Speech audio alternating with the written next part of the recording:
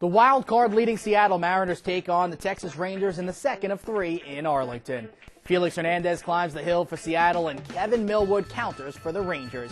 Game time set for 7:35 p.m. at the Rangers ballpark. Seattle scored 7 runs in the 6th inning to lock up a 9-4 win over Texas last night. Jose Guillen hit a solo shot in the 6th, then another Jose joined the party. Jose Vidro jumps on the first offering from Mike Wood, and there it goes towards right field. It's going to go. Mike Wood throws one pitch, and 2 runs come in. Ichiro went 3 for 5 with a trio of RBIs to up his batting average to .352. That puts him second in the AL. Jeff Weaver won his 4th straight start in August to improve his record to 6-10. Brad Wilkerson's 18th homer of the year in the 3rd inning led the Rangers offense, but the club fell short on runs and perhaps on energy as well after scoring 39 runs in a doubleheader on Wednesday and not getting home until 4 a.m. Starter Cameron Lowe allowed 7 runs in 5+ innings, dropping his record to 6-10. Felix Hernandez takes the ball for the Mariners, and in his last outing, he knocked off the White Sox 11-5 on Sunday. He allowed 4 earned runs in 6+ innings for his 9th win of the year. The 21-year-old Venezuelan is 3-0 in his last 5 starts. Kevin Millwood goes for his 3rd consecutive quality start tonight for the Rangers. In his last game, Millwood was brilliant in allowing just 1 run in 7 innings against the Twins. But he took home a tough luck 1-0 loss as Johan Santana struck out 17 Rangers. Rumor had it that veteran David Wells was spotted in the Mariners team hotel yesterday, but it turned out to be Wells' mirror image reliever Rick White. Called up from AAA Tacoma, the 38-year-old White will soon play for his 11th different team, leaving him 1 shy of Mike Morgan on the all-time list. White replaces reliever John Parrish on the staff. Catcher Adam Melius was sent down to AAA Oklahoma yesterday. Melius was hitting .219 for the big club and hadn't seen much action as the backup catcher. Texas replaced him with reliever Scott Feldman. It's the Mariners and the Rangers. Felix Hernandez matches up against Kevin Millwood. Game time set for 7:35 p.m. in Texas. You can see it live on MLB.tv, beginning at 8:30 p.m. Eastern.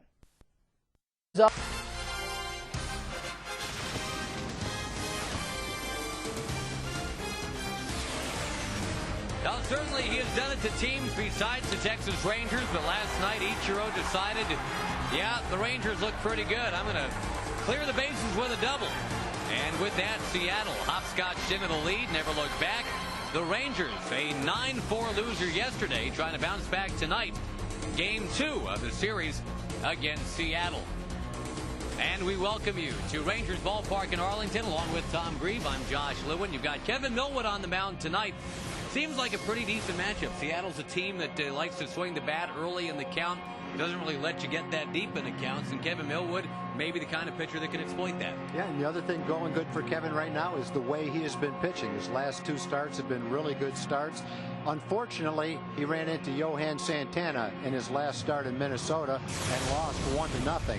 But it's the 2nd straight start where Kevin went 7 innings and only gave up 1 run. 2 starts ago in Kansas City, he gave up 1 run and struck out 9.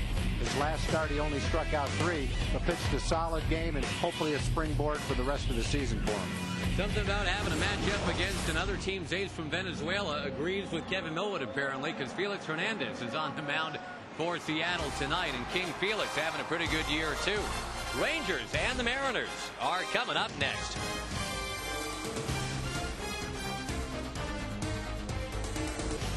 You buy your Texas Ford dealers. Bold moves. Ford is the best in Texas. Buy Progressive for a money-saving car insurance quote. Call 1-800-PROGRESSIVE. Also buy Jack in the Box. We don't make it till you order it. And by Southwest Airlines, the official airline of the Rangers. Visit southwest.com.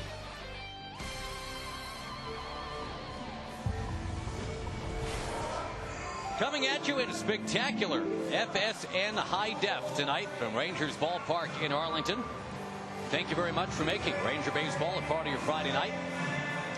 Wait a minute, this is Friday, right? Yes, it is. All right. And happy birthday, Taylor. Who's Taylor? I don't know, but that's a pretty fancy happy birthday card right there. Let's see if we can find Taylor somewhere in the Southwest Airlines starting lineup. Bunch of Jose's in there, but I don't see a Taylor. You've got Ichiro, then Jose Vidro, Jose Guillen, Ibanez and Beltre, Sexton and Jojima, Jose Lopez, and Junieski Betancourt against Kevin Millwood tonight.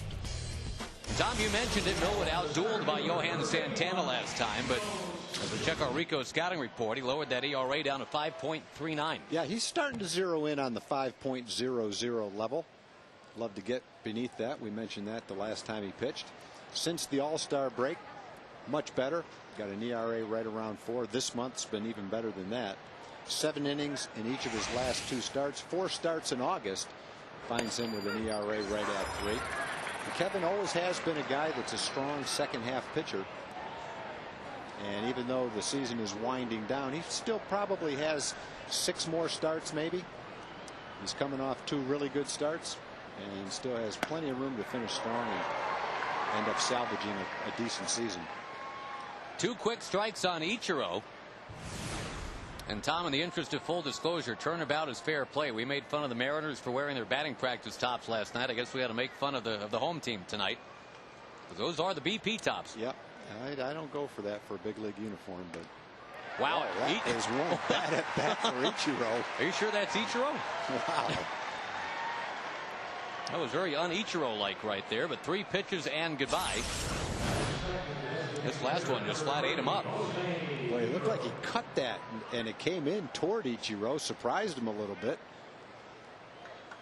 Tried to check his swing, tried to stop his swing, probably hoped that he could get a little piece of it, maybe foul it off, but you generally do not see Ichiro with an at-bat like that. A strike to Jose Vidro, who has actually batted against Millwood 75 times in his career. So there's not a lot of secrets, I wouldn't think, between Millwood and Vidro. Kevin, of course, used to pitch for the Braves and the Phillies. And Vidro played for the Expos/Nationals all those years.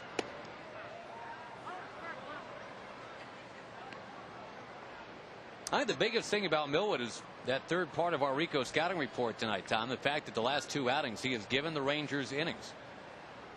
You expect your ace, your horse, to go out there and eat up innings for you. Ground ball by Vidro. Kinsler makes the play, 2 down. And the rest of the way defensively, the Rangers with Kinsler sparkling. Over the last 4 weeks, almost 5 weeks now, no errors. Young's with him up the middle. Metcalf and Wilkerson flank the double play combo. Catalanato, Bird, and Murphy out there in the outfield.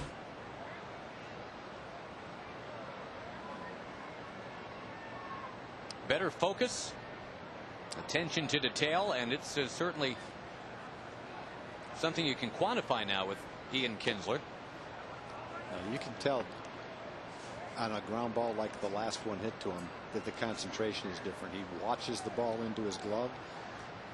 He almost pauses for a split second to make sure he's got a handle on the ball, steps toward first, and makes the deliberate play. You can do that on a routine ball. Obviously, you can't do it on a quick play where you have to get the ball there quickly. But as we've said several times earlier in the year, it was the routine ball that was causing Ian some problems, and it was because he was a little careless. Sometimes tried to flip the ball from his glove to his hand, and he couldn't get a handle on it to throw it to first. But that's much different now. Really concentrating on the routine play. Get you from Ian to Guillen, and Jose Guillen driving one deep to left, and it's going to go. He had a home run last night, and he pounds one out tonight. 2-0 count. You're asking for trouble. And Millwood, who was done in by a solo home run in his last start, the Michael Kadire home run. Well, now it is Guillen who makes it 1-0. It looked like Kevin took a little bit off that pitch. His fastball is usually 90, 93-ish, right around in there.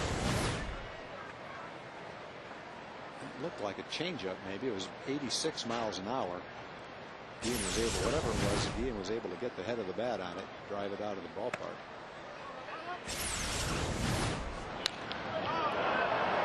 He ends up to 19 home runs now. Beltre's got 20. Sexton's got 21.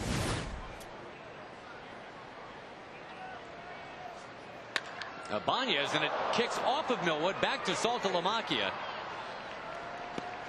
Well, you got to hope Kevin Millwood's okay. He just seems to be a magnet for getting hit by line drives, doesn't he? Banez is hitting a lot of line drives too. His last 17 games, he's hitting about 420. He's probably the hottest hitter in the league over the last 2.5 weeks. And not just base hits either. He's hit 9 home runs in his last 17 games to go along with all the base hits he's had.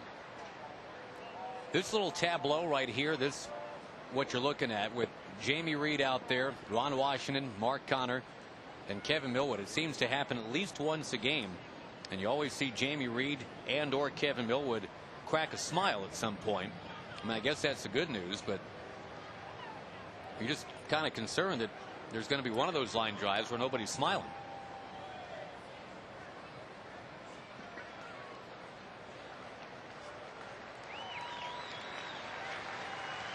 Oh, and Kevin warms up in the first inning. He requests the music. A country boy can survive. It looked like it hit the inside of his left foot. Fortunately, it didn't hit his ankle. Otherwise, I don't think there would have been smiles. It looked like it hit the bottom of his left foot, maybe on the sole of his shoe, which cushioned a lot of the blow. He raised that ball about 3 or 4 inches, and it would have been a whole different ball game, though. Beltre driving one into left field. Catalanato's got to go field it right on the warning track. He'll hustle it in. And it's going to be second and third. So it began, this inning did, with a strikeout and a ground out. Since then, it's been pretty noisy with Guillen, Ibanez, and Beltre just lining baseballs all over the place. Yeah, these 3 balls have been hit hard. Could have made Ichiro look bad. Got a little tapper to second base, but the last 3 guys have pretty much teed off on it. That fastball's on the inside part of the plate. Big swing by Beltre. Well, as we said earlier, Tom, the MO for this Seattle team, kind of similar to the team they're chasing, the Angels. They don't go up there and take a lot of pitches. They don't work deep into the count that much. I think there's times where that can hurt you, hurt your on base percentage. Right now, it's not hurting them because they're hitting about 340. 335 to 340 for this month. They've been one of the hottest teams in the league offensively this month. Last year especially, it was evident their on base percentage was second to last in the league. They were dead last with only 400 walks all year last year, 50 of which were intentional. Lopez, Betancourt, Jojima joining Ichiro is among the walkless wonders in Seattle.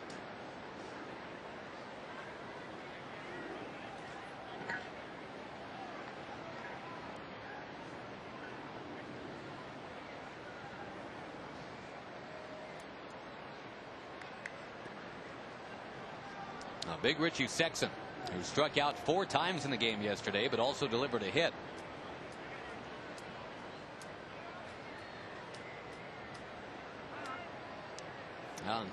Saltalamacchia and Millwood just can't get together on what to throw here on 0-1.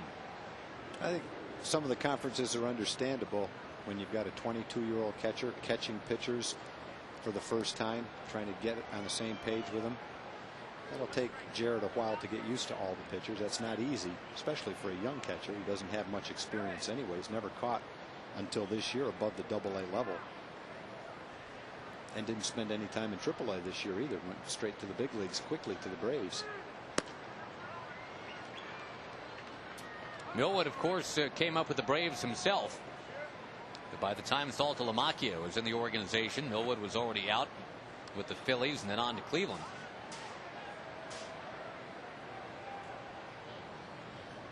Switch hitting catchers, it's a valuable commodity.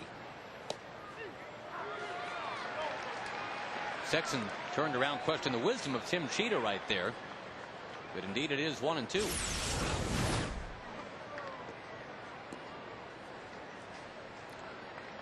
Thought that was low, but didn't look low on a tracker.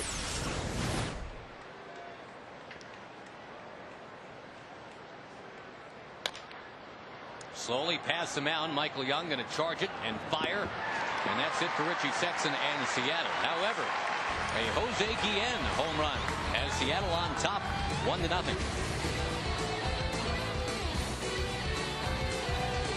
To become the next big deal in pitching circles. Not having that bad a year.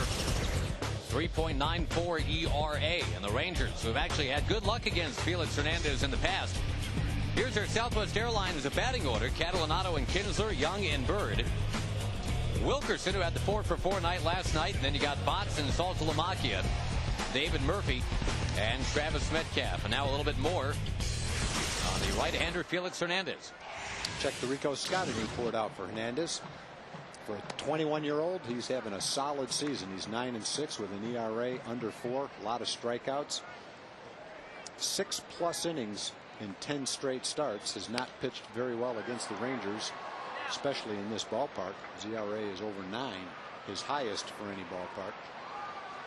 He came into Major League Baseball with such high accolades that it's hard for him to live up to them. But you're right, Josh. You have to remember that this kid just turned 21 at the beginning of the season, and most kids his age would just been coming into pro baseball, having been drafted out of college in the last draft in June. There's Catalanato singling against him. King Felix will not no-hit the Rangers tonight. Defensively, Ichiro playing center and has done it very well this year. He moved to center when they went out and got Jose Guillen to play right.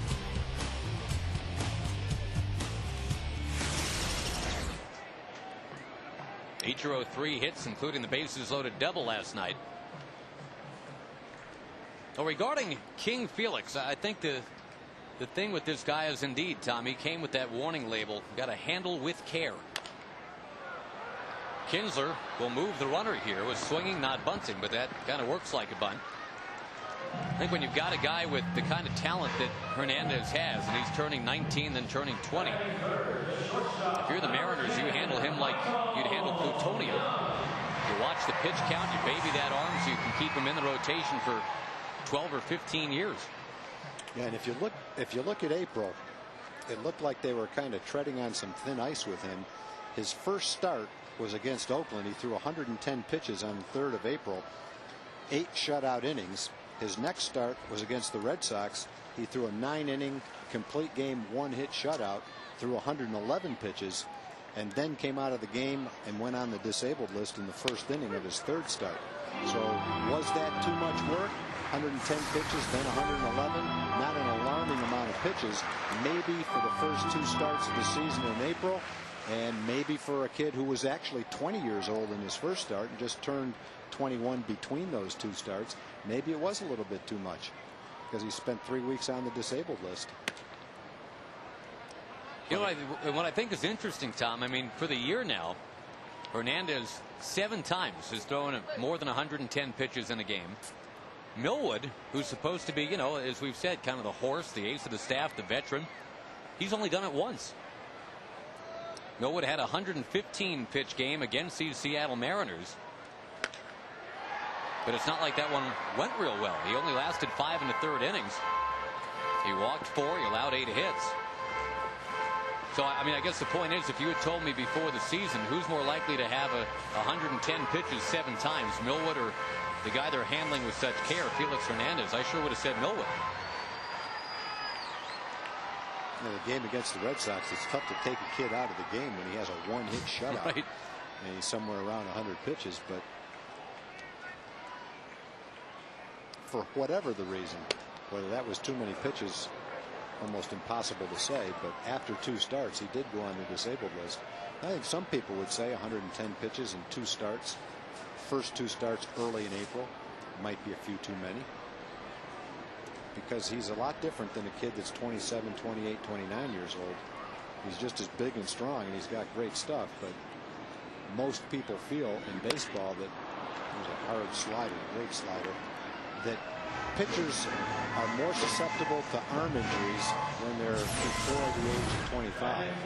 So Major League Baseball, that'd be usually between the ages of 20 and 25. And he's right at the beginning stages of that little window. And so he is more susceptible to arm injuries right now. He isn't fully developed. As big and strong and as good as he is, still just a kid. The fans doing the Bird for Marlon Byrd, back in the lineup tonight after a night off last night.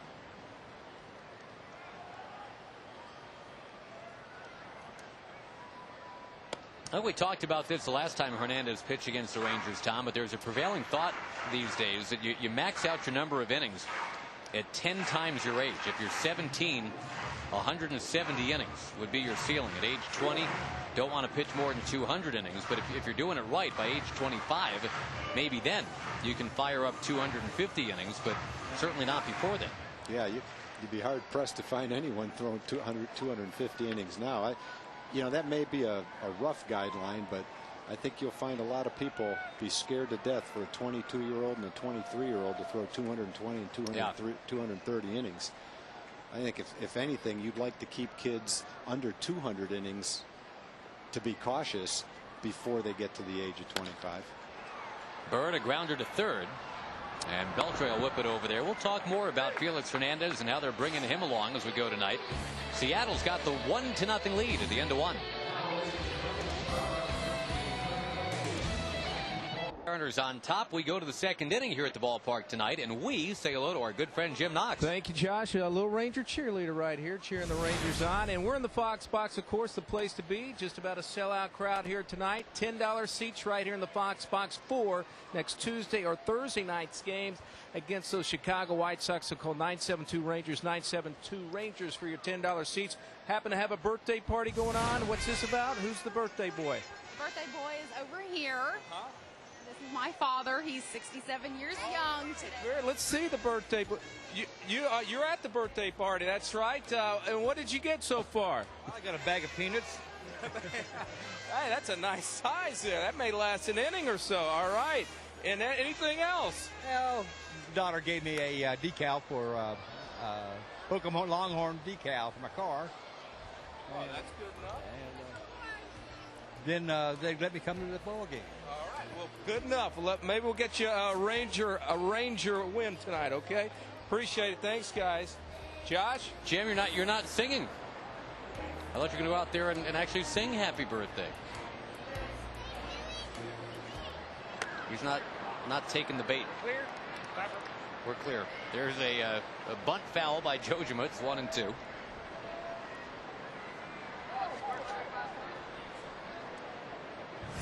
Cal Ripken's birthday today.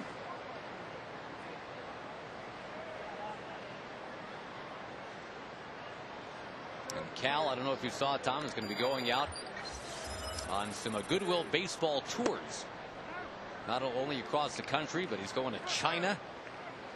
He's going to Australia, I believe. He's trying to spread the gospel of what the great game of baseball is all about. Can't pick a better guy to do it. That's what he does now. Teach baseball and spread the baseball gospel. Ripken baseball, that's what it's all about. Rangers just came from Cal's home of Baltimore, Maryland. An historic trip to Baltimore, as it turned out, and everybody still talking about the 30-3 game. Jojima nails one into the alley in right center field. That ball is all the way to the base of the wall. The Seattle catcher working the count full. We had talked earlier about the Mariners not usually going that deep in accounts, but Jojima at 3-2 doubles to right center. I wish you got the puck down now. Yep. To first base. That puts Jojima over 280. It's turned out to be a good sign for the Mariners. They signed former Japanese star to a free agent contract, and he's come in and caught every day for him, almost every day. Solid defensive guy. Not a middle of the order guy, but good solid guy to hit seventh for you. Probably knock in 65 or 70 runs this year. Hit 18 home runs. Jabbing at the bunt is Lopez. No swing. I think Seattle's always had a solid catcher. Never really had a flat out all-star type catcher. I mean, they've had Steve Yeager, they've had Bob Kearney, they've had Dan Wilson. And now they've got Jojima, very solid. I don't know if they've ever had a guy where you'd say, yeah, he's one of the top 4 or 5 catchers in the league. They traded one. Who dat? Jason Varitek. Oh, yeah, that's right. Yeah, they didn't hang on to Varitek too long. What a trade that was. Derek Lowe and Jason Varitek for Heathcliff Slocum.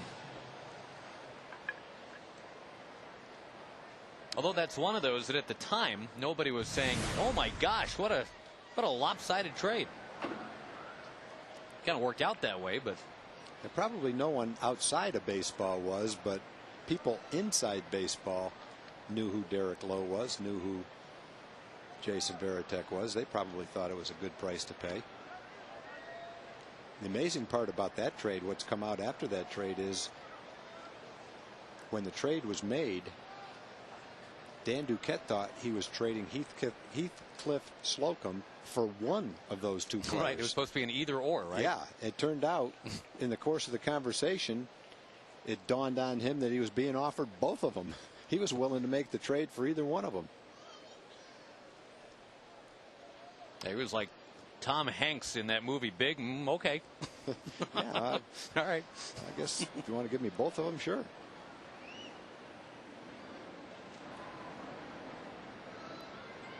Betancourt taking down and outside. It's always fun to kind of go back and there, you know, baseball is littered with lopsided trades. I'm sure it didn't really seem that lopsided at the time when Ernie Broglio got traded for Lou Brock. A lot of people thought that actually it was a good deal the other way. Broglio was a proven winner. Lou Brock hadn't done anything yet. Betancourt grounding out. The Reds trading and aging of Frank Robinson of the Orioles for Milt Pappas and Jack Balchin and Dick Simpson.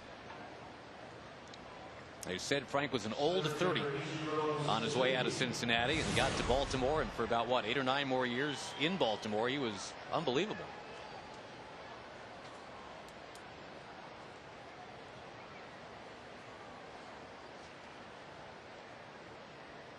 Ichiro, who was made to look a little silly in that first at bat.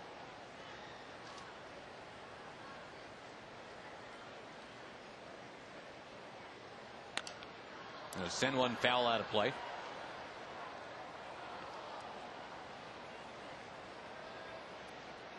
$12 for his last 24 to put that batting average at what is now .351. And suddenly, Tag, that's just a point away from Mags Ordonez to lead the league. Well, Ichiro's been there before. And here he goes again. Slaps it into left. 2-0 Seattle. Just hate to see Ichiro come up, period, but with men in scoring position, I think he gets even better. Now the numbers bear you out. Outstanding hitter no matter what, but you're right, he just kind of takes it up a notch when there's somebody standing out there at second base.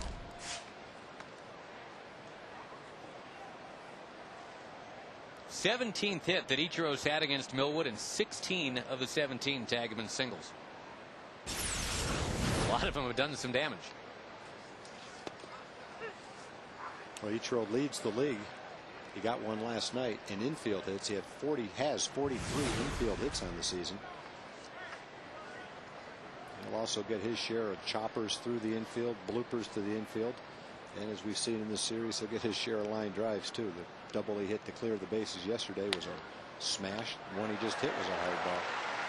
One hopper gobbled up by Wilkerson to end the inning, but Ichiro at it one more time, making it 2-0 Seattle at the bottom of the second coming up. Dodge C.J. Wilson will be chatting it up with us right here on FSN Southwest. What a year it's been for C.J. The Oreotska shut down possibly for the rest of the year. We now know, Tag, that C.J. Wilson and his emergence as the Ranger closer, it's not going to be a flash in the pan kind of deal here in 2007. Looks like C.J.'s got that gig for about another 5 weeks. Wilkerson at the plate, takes outside. Definitely taken to the job. He made no bones about it. I want the job, and I've got confidence that I can do the job, and he's shown no reason to believe that that's not true. Put that movie-making career on hold for a little while. Looks like pitching could work out okay first. He would be able to make a movie about himself. Texas Ranger closer. Wilson, Texas Ranger.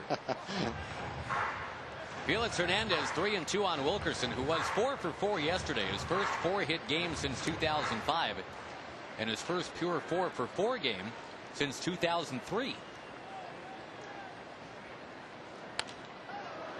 And considering he learned of his playing status an hour and a half before game time. That's a real good night. The last pitch by Hernandez registered at 97 on our gun, 99 on the stadium gun.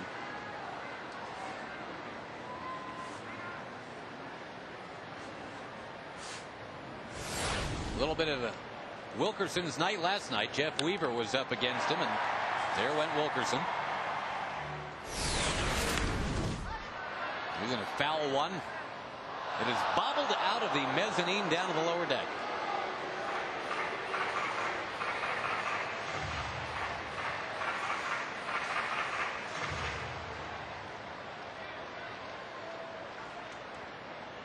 A nice crowd here on a Friday night tonight.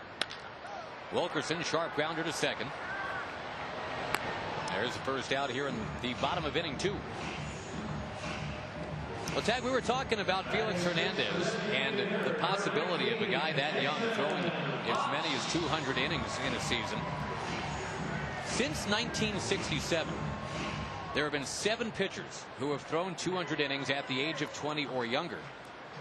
And 6 of those 7 broke down with arm injuries before the age of 25. Gary Nolan, Don Gullett, Frank Tanana, Dave Rozema, Doc Gooden, and a guy that pitched for the Rangers, who you might remember came up with an arm injury after establishing very early, right when Jose Guzman was coming up as well. Edwin Correa. The only 20-year-old, Tag, who never broke down with that kind of first-year workload was Bert Blyleven. Of those 7. And I guess Dwight Gooden must have been 21 then. Mm-hmm. But he's another guy that had a pretty good workload early in his career.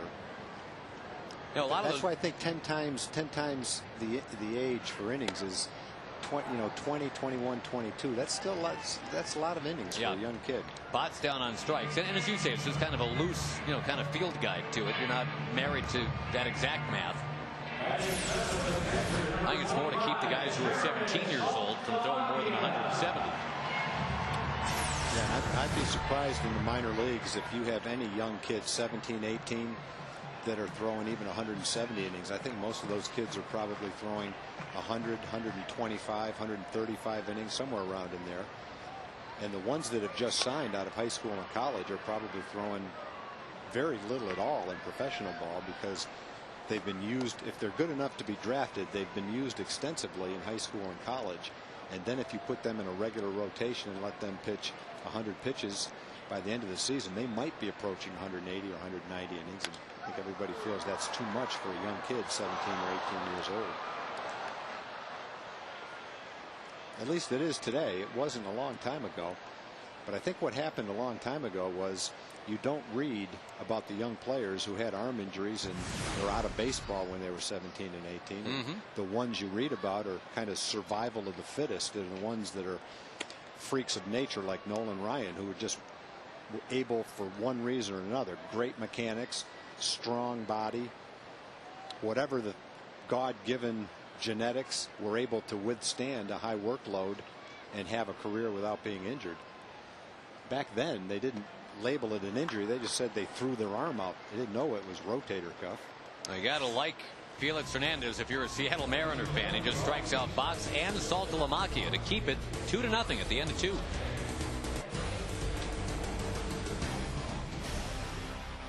Baseball brought to you by your Texas Dodge dealers, also by Geico Insurance and by Rico.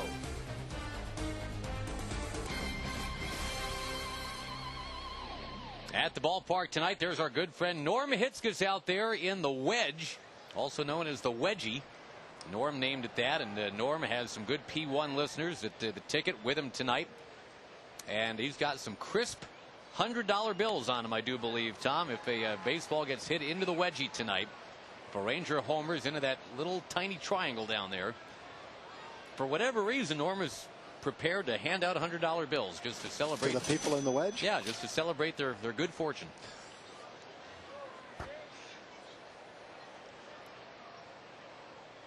Very nice of Norm.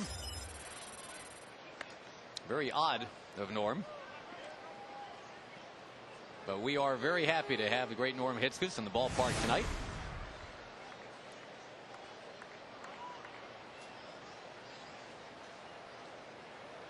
1-1 to Jose Guillen. Now, earlier tonight, he lined one clear out of here. Got the Mariners a 1-0 lead. They have added to that. They're trying to follow up on a 9-4 win yesterday, and the Mariners now even in the loss column, tagged with the Angels. I'm with you. When the Mariners played here a month ago and the Rangers swept them, boy, it sure kind of looked like the beginning of the end for John McLaren and these Seattle Mariners. Yeah, since then they've gone 18-7. They're 27-20 under John McLaren. And when he took over, they just won 8 in a row under Mike Hargrove. So the Mariners have kept it together. Change of managers, withstood that 4-game sweep by the Rangers, and they're right where they want to be right now. But can they withstand playing 44 games in the last 45 days of the season? Yeah, we'll see.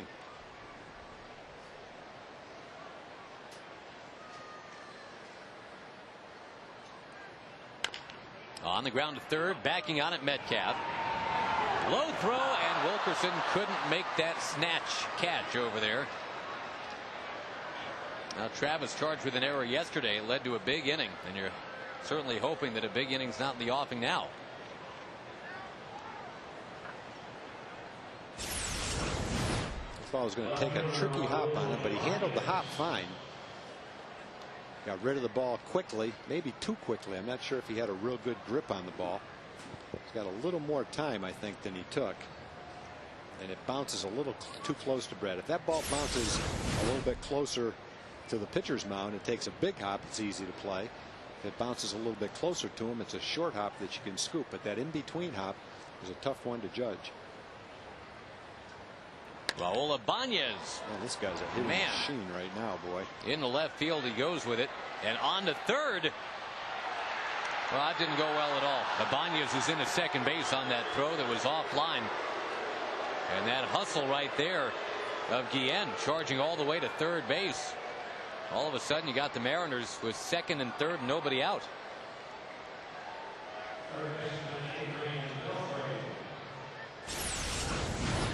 Another shot for Ibanez. Remember, he hit the line shot off Kevin's foot for a base hit the first time up.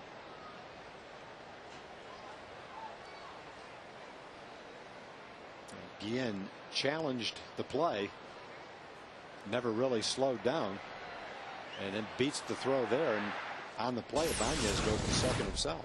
That forces the infield to come in. Beltre swings, and right away that is going to work out. Metcalf right across the diamond.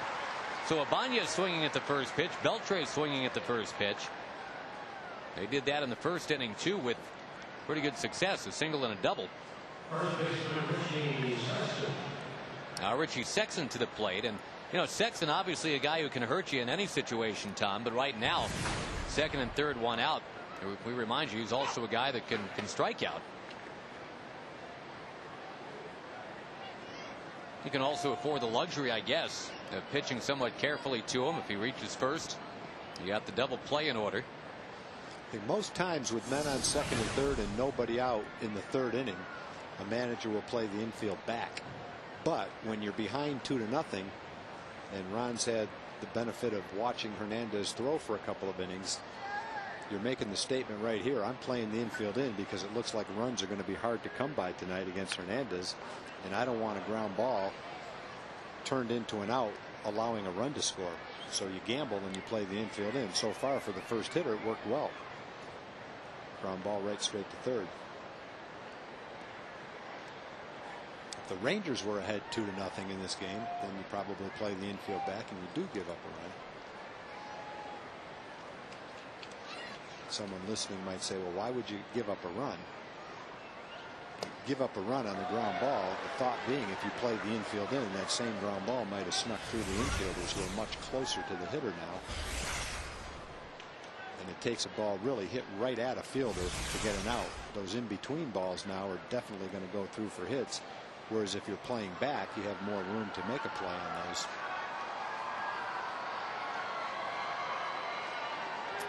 Millwood's 0-2. Missing in. Sexton struck out 4 times yesterday, but he did have a hit, which, as you can see, has been something he's been doing very frequently lately.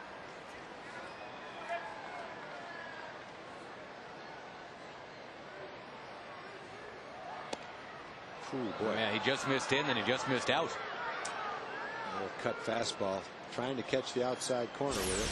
Couldn't quite do it. A little bit outside. Sexton over the last 2 weeks, and there's the confirmation was outside by the tracker. Last 2 weeks he's hitting close to 400. There aren't many guys in the lineup who haven't been hot over at least a 2-week period. Some of them much longer than that. 3 in a row out of the zone. In fact, the only guy in the lineup who hasn't been hot is Lopez, who's hit around 200 since the All-Star break. Other than that, just about every guy in the lineup's been hot. And you can't hit 333 as a team in this month without having a lot of guys hot. Another comebacker. Millwood caught it before it even hit the ground, and he scares the runner at third, right back to third. So, you know, we talk a lot, Tag, about the number of times Millwood gets balls hit back to him, and how he's sometimes not in position to make those plays, but he made that one fine. Yeah, if the ball is on the right side of the rubber, Kevin's in fine position. You can see this ball is on our left, the batter's right side of the rubber. Watch him follow through. The ball's on that side. If that ball's hit to his other side, it's up the middle for a base hit. But on that kind of a ball, he is in fine position to field it. See his right leg as he follows through comes across his left leg. Kind of turns his body on the hitter. It's fine if it's on the first base side of the rubber. Michael Young, the backhand pick. He'll step, he'll gun. He got him! And Millwood is out of the inning.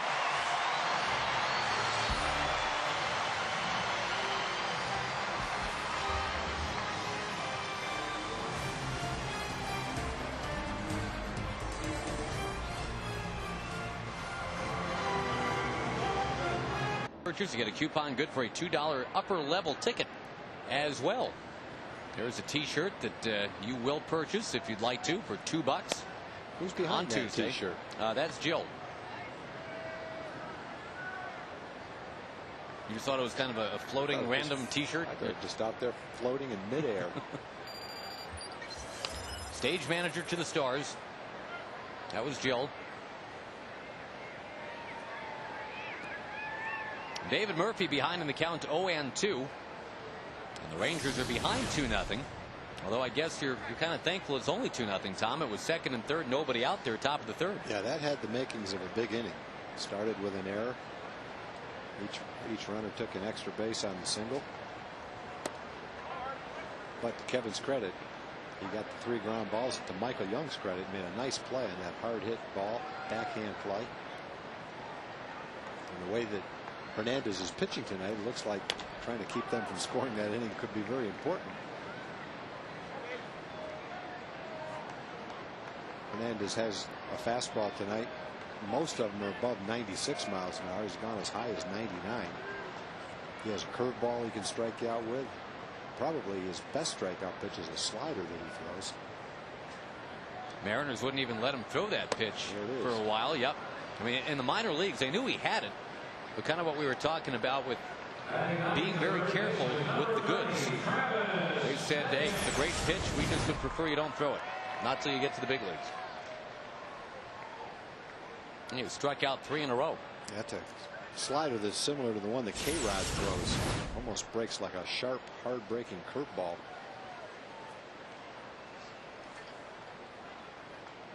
Now Travis Metcalf, the guy that had the 8 RBI doubleheader in Baltimore. You know, here's a guy, Tom, that had 6 runs batted in 100 big league at bats before then. He had 6 runs batted in 69 at bats with Oklahoma before he got called up. Then he runs out there and gets 8 runs batted in over a stretch of basically 3 at bats. Yep. How do you figure that out? Baseball's a funny game. Yes, it is.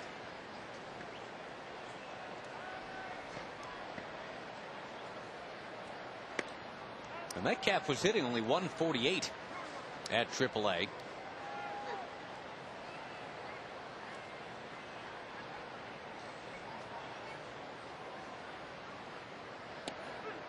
Our Geico quote Travis saying that he wasn't a big fan of AAA. Nothing against Oklahoma City, of course, but he said he was struggling, wasn't playing like himself. After I got the call, I knew I had to flip the switch. Yeah, he did that. First swing he takes, it's a grand slam. Oh, he swings here and he becomes a 4th consecutive strikeout victim of King Felix. He's got 5 strikeouts once through the Ranger order.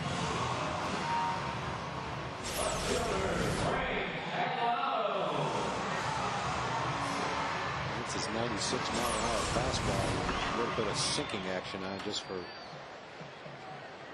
little added effect. If the velocity and the location aren't enough, let's add a little movement to it to make it impossible to hit.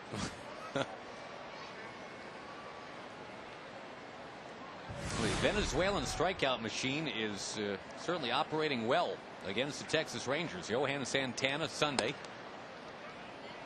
Felix Hernandez tonight. Last year he struck out a little over 8 per 9 innings. Had the 3rd best ratio in the league. This year he's 7th. A little over 8 strikeouts per 9 innings. Has given up some hits this year, more hits than innings pitched. Opponents coming into the game were hitting .285 against him. But for a young kid and a hard throwing kid, a power pitcher, he has pretty good control. He's only walked 40 batters in 140 innings. Facing a guy who's been having a great month, Catalinato. He's going to break the string of strikeouts, but he's going to ground out to make it 9 in a row retired by 21-year-old Felix Hernandez.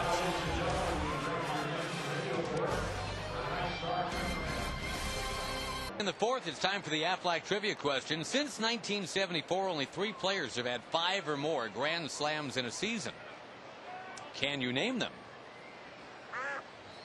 One of them just might be playing ball tonight, right here on this field.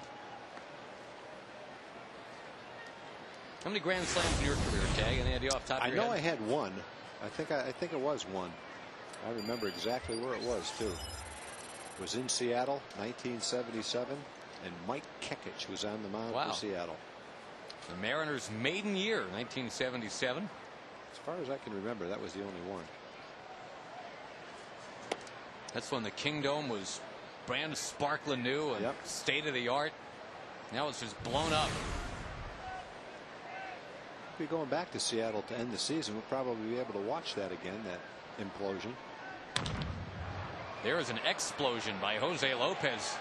Deep in a left, but Catalinato able to go back and get it.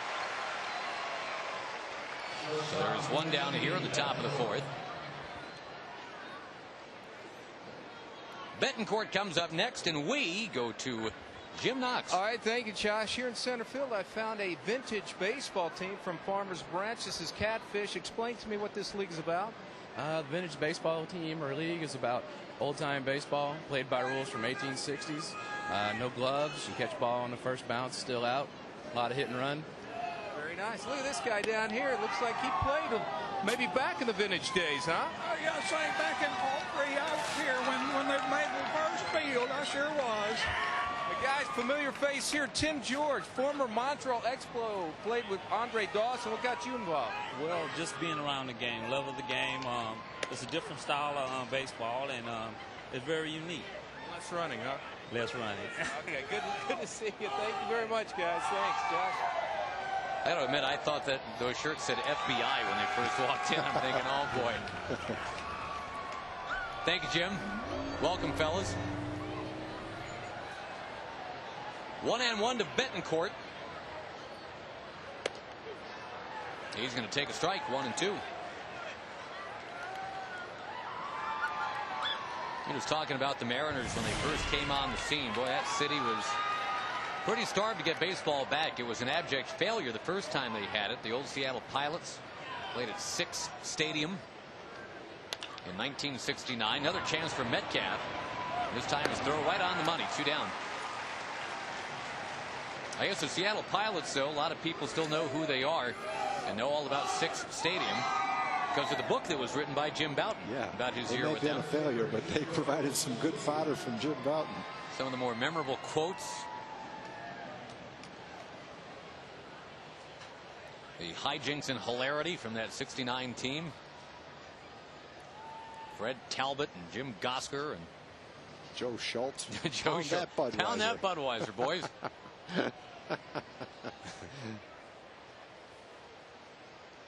About 1977, the Mariners, as baseball expanded to Toronto and Seattle, That old upside down trident logo that the Mariners rolled out there with. They had the tugboat that brought relievers in from the from the bullpen. That lasted about a month. Ichiro, grounder, first base. And nice to keep Ichiro off the bases, isn't it? Nice, clean, quick, easy inning.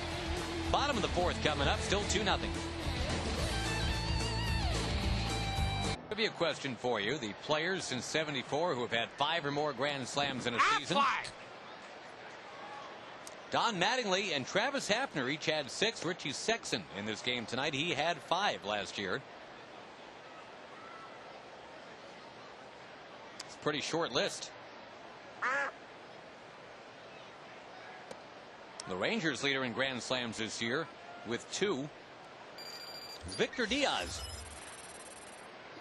He, of course, now is in AAA.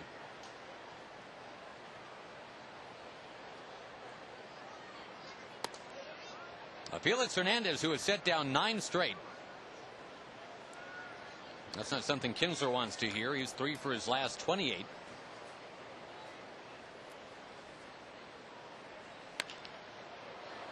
Rangers and Mariners play again tomorrow night. A 7:35 first pitch. Looks like Jamie Wright's going to get that start, Tom, against Horacio Ramirez. Ramirez, who's 8-4 somehow with an ERA of 7.15. I'd say that would boil down to some pretty good run support. Either that or he just got bombed in a couple of his losses. Sometimes that can happen too. You could have 2 or 3 starts where you give up 8 or 9 runs. Yeah, that's true.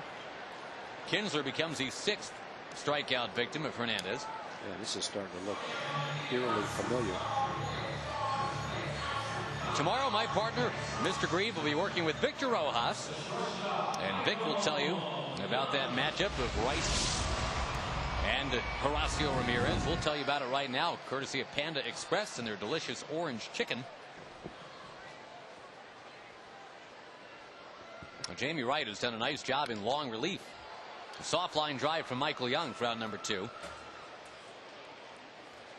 Yeah, I think he's in pretty good shape to start because of the relief outings he's had. He haven't been just short duration outings. He's had some where he's thrown a bunch of pitches. So that should work out fine for Jamie. He's accustomed to being a starter, even though he's done a solid job as a reliever. I know he'd rather be a starter. Therefore, he's probably very much looking forward to that start tomorrow. There's Mr. Wright, ladies. Everybody in the truck, everybody just groaned at that one. Everybody. I can't understand why. I don't know why that would be. You ever heard 10 people groan all at once? Recently? I have now. 1-1 to count to Marlon Byrd.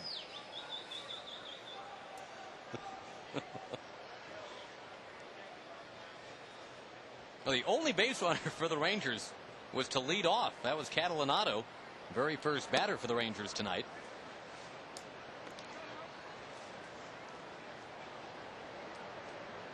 It's not like Hernandez was lights out last time. He gave up 10 hits in 6 innings, 5 runs.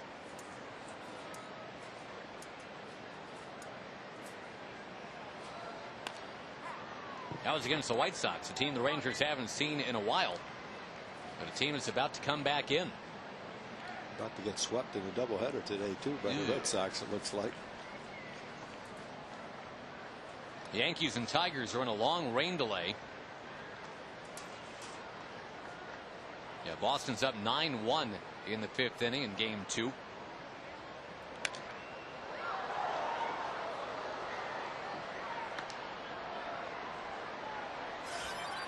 Final in the first game of that doubleheader was 11-3 Boston. Josh Beckett goes to 16-5. The White Sox are probably lost a little of their glow from that World Series team. Yeah, it didn't stick around very long. Can't imagine the fans are real happy there right now. Bettencourt over to first. This is some kind of performance. 12 in a row since the leadoff single by Catalinato. Millwood right back out there, down 2-0. Park before tomorrow's game. Gates open at 4:30. Concert starts at 5:30. Afterwards, there's the Ranger game against Seattle at 7:35.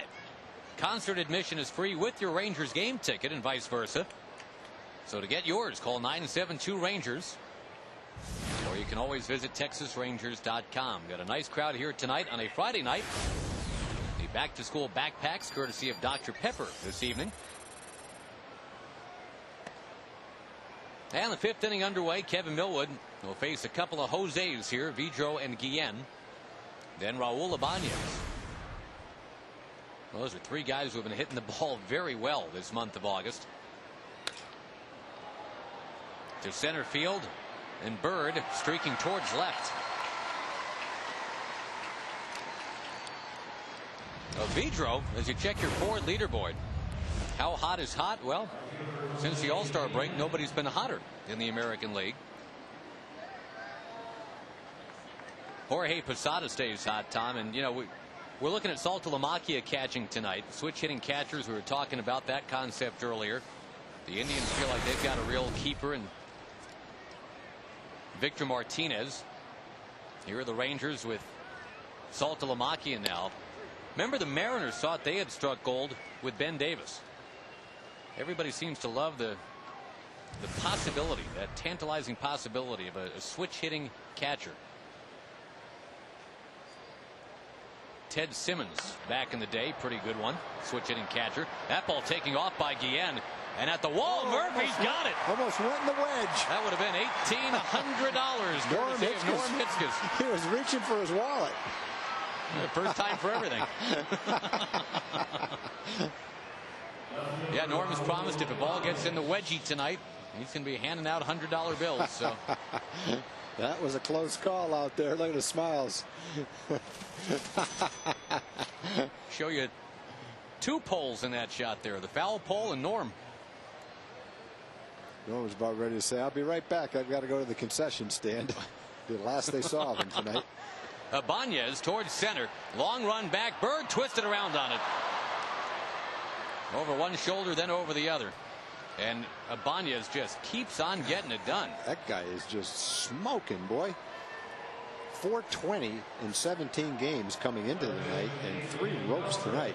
That ball sliced a little bit on Marlon Byrd, who overran it by quite a margin.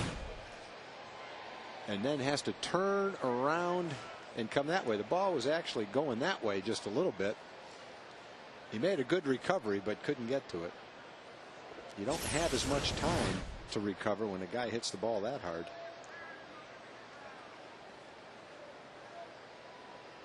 A hard hit ball to left center, hard hit ball to right, now a hard hit ball to center. And Adrian Beltre, another of the guys who's been swinging a mean bat for Seattle. 8-game hitting streak for Beltre. I think the numbers that Beltre has right now, 281 batting average, 20 jacks, 75 runs batted in. I think that when the Mariners got him tagged, I think that's precisely what they figured would be about right on the date of August 24th. I don't think they were expecting the 48 home runs that he hit for the Dodgers in his contract year, but they may not have been expecting it, but they were hoping for it. I mean, you know, 20 right now, that means he's on a pace for what, 25 or 26, knocking 100. I take that. I think if you had to put round numbers on what the Mariners were looking for after they signed Beltre after that huge year, it would probably be 290, 30, and 100. So, something like that. A little bit less, a little bit more. I think that's exactly what they'd be looking for. Would they drop down to 26 or so? That's fine. You knock 95, that's fine. 105, somewhere around in there. That's what I think. That's what they wanted. I don't think they're thrilled with 223 with runners in scoring position. No, and you know, if he was hitting it a little bit higher, that would add to his RBI total, obviously. Line shot foul over there. The other thing you get with Beltre, though, in addition to the offense, is you get a very good defensive player at third base. Yep. Big, strong guy, plays every day, plays with some enthusiasm, and he'll throw some Gold Glove caliber leather at you out there at third base too. He's a good player. Carlos Garcia, the third base coach, needed that leather of which you speak over there. That was a hard hit baseball. Yeah, this is one where the third base coach is kind of vulnerable too, because you have to let the guy at second know whether or not an infielder's cutting behind him for a pickoff play. You can't watch the hitter And you'd like to be in position to wave them home, which means down the line a little bit, so you're a little bit closer to the hitter. Boy, there's the least enforced rule in baseball, Tom, out of the rule book. That's a coach's box down there. In theory, you're supposed to be in that bracket.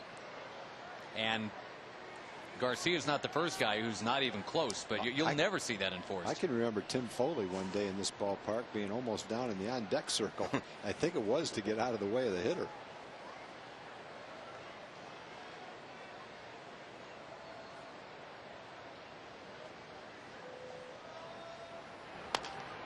Over to third for Metcalf.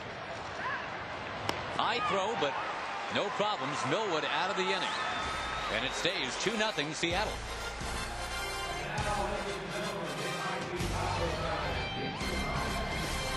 By your Texas Ford dealers and by Aflac Insurance. All right, the Rangers' mission, if they choose to accept it, try to get a couple of hits off Felix Hernandez. He allowed an opposite field single to Frank Catalanato. Very first batter of the ball game for the Rangers. Since then, though, 12 up, 12 down for the 21-year-old out of Valencia, Valenzuela. Wilkerson, Botts, and Saltalamacchia up this inning. Josh, we want to thank our friend John Zierfus for the short story he sent us. He's got a little book. We haven't read it yet. It's called Slow Willie. John also has written over the years a lot of really nice poems, baseball poems about players. I remember a great one he wrote about Cal Ripken and numerous other ones.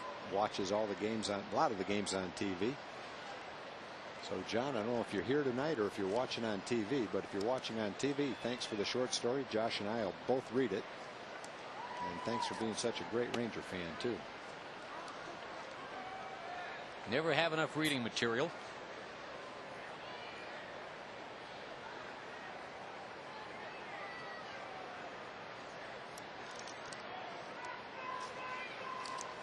The 2-2 on its way to Wilkerson now. He's going to fight it foul. John lives in Garland, Texas. That's the home of director Dave Burchett. That's right. Who knows? Might live right next door to him.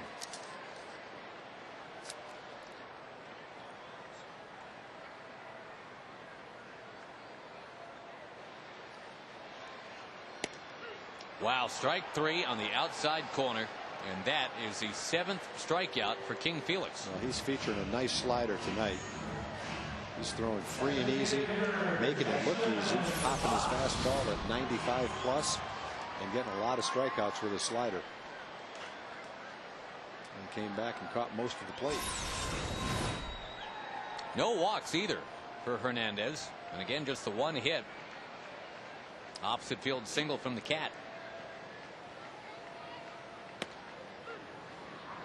He's throwing the slider for strikes just as easily as he's throwing his fastball for strikes.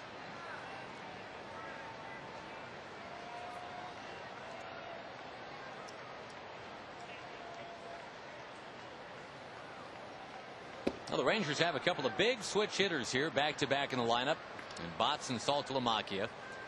Baseball America, Tom, recently did a thing about their all-time switch hitting team, their active switch hitting team. I guess their point being that switch hitting is kind of a dying art. Botts with a grounder up near first. That is out number 2. They've got Posada for now as the top switch hitting catcher. Okay. And Saltalamacchia coming up now. He's going to try to challenge that someday. They've got Teixeira at first. Ray Durham at second. Chipper Jones at third. Guillen at short. Carlos Guillen, that is.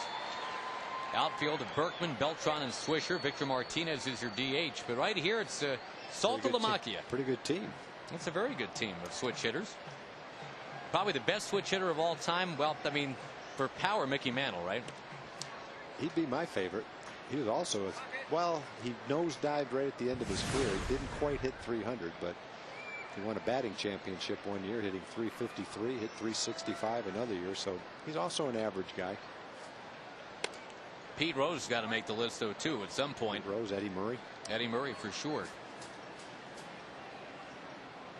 They have their all-time switch hitting team as Murray at first, Roberto Alomar at second, Chipper Jones at third, Tony Fernandez at short. Tim Raines, Mickey Mantle, Pete Rose in the outfield. Reggie Smith is a DH. Who was the catcher? Ted Simmons. Ted Simmons, yep. Boy, that's, you forget how many great switch hitters there have been. Only one switch hitter's ever been an AL MVP, though, and that was the Mick. National League, Chipper Jones, the late Ken Caminiti, Terry Pendleton, Willie McGee, and Maury Wills. The two leagues have handed out about 190 MVP trophies. Switch hitters have won 8 of them. So I guess what we're saying is it's a tough thing to do really well.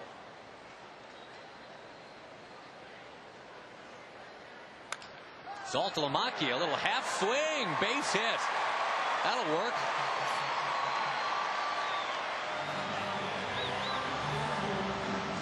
"14 in a row" had been retired. Kind of an excuse me single right there, but the Rangers will take it. They got the tying man coming to the plate.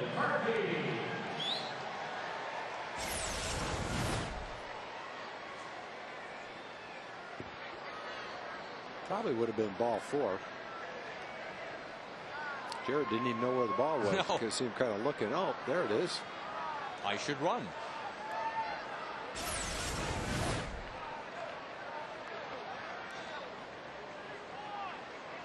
Now David Murphy.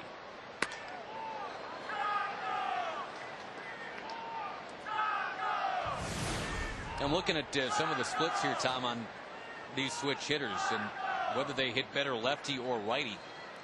The guys that I'm amazed by are the guys that have like no drop off at all. They're almost exactly the same from both sides of the plate. Murphy bidding to tie the game, drives it to right, and he has done it. That is a home run for Murphy. A little blooper opened up the door, and David looked like he hit some type of an off-speed pitch. He got out in front of it. He hit it so hard and such a low-line drive, there was a question whether it would sneak out. But it just got over the top of the wall, hit the back wall, and came back.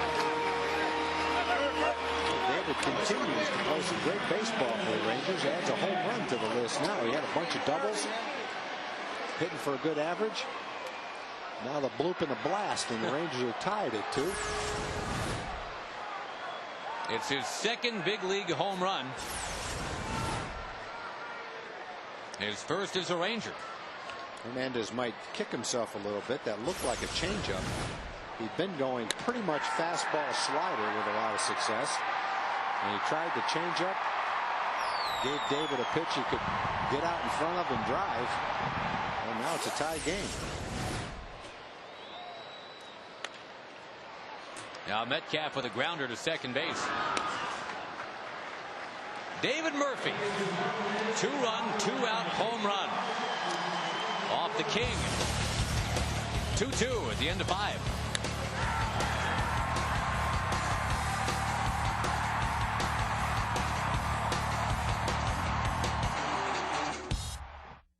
Hot dog night. And Tom and I will be broadcasting from section 50 out there in the grandstand. Come on out and share some hot dogs with us. 972 Rangers, the number to call. It's also a Dr. Pepper autograph Wednesday.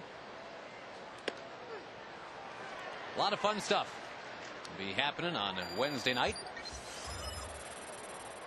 This is not an unfun ball game tonight, Mr. Grieve, with the Rangers now right back in at 2-2. No, I like games like this. Sexton lifting it to left. Well, Millwood again, last time matched up against Johan Santana. All you can do is just try to keep it down to a dull roar. Give your team a chance. And when it was second and third and nobody out in the top of the third, and already 2-0 Seattle, that's kind of a flashpoint moment of the ball game where you say, all right, either it's very quickly 4-0 and you're really up against it, or you keep it 2-0 and you got a shot. Millwood found a way to keep it 2-0. It was helped out by Michael Young, too. Made a terrific play to end that inning. Strike to Jojima.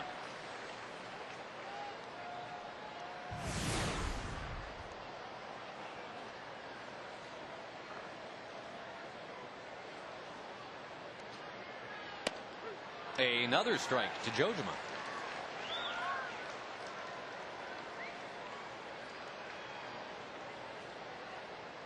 Only 20 pitches have missed the strike zone from Kevin, and here we are in the 6th inning. All right, 21.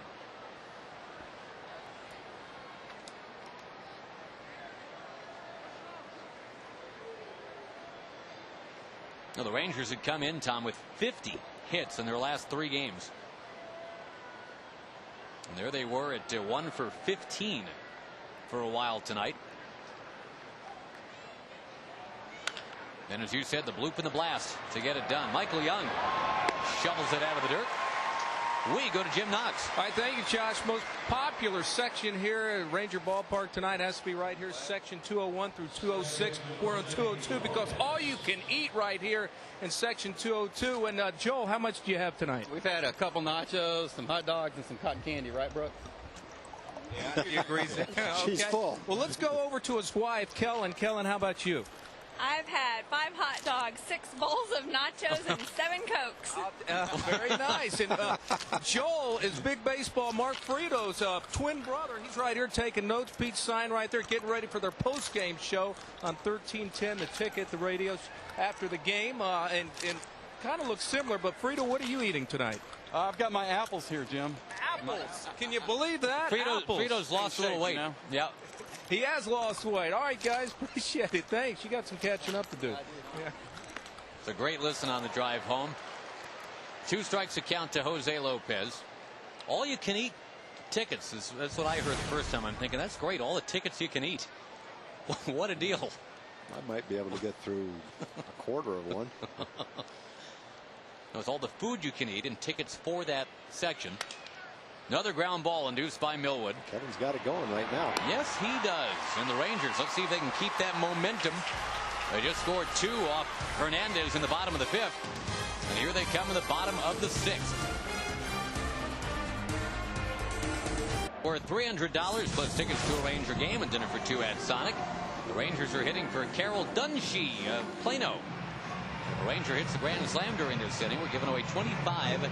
You can register at any North Texas Sonic restaurant. We recently gave away the $25,000. I'm told that on the next homestand tag, we're going to meet the recipient of that check. Good. Catalanato against Felix Hernandez. Matchup of Felix and the Cat. And Catalanato is out quickly here to begin the 6th inning. Hernandez, you talk about cruising along. 14 batters in a row retired, and then a little half swing by Saltalamacchia. The ball plummeted off his bat down onto the green just beyond third base. Up comes David Murphy, takes one out of the yard, and just like that, it's 2-2.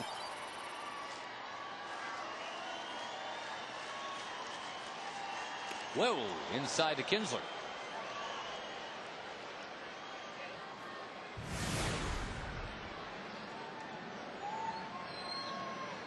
Minnesota's defeated Baltimore 7-4. Torrey Hunter, a home run. Number 25. Justin Morneau, number 29. Finally hit one. He hadn't hit one in a long time. That's right, about close to 100 at bats for Morneau. Well, we keep hinting that the Twins hanging in there, but they really are. They're 6 games out. They've won 7 of 11. Cleveland is trailing Kansas City 2-0 tonight in the 7th inning. Well, could put the Twins 5.5 games out.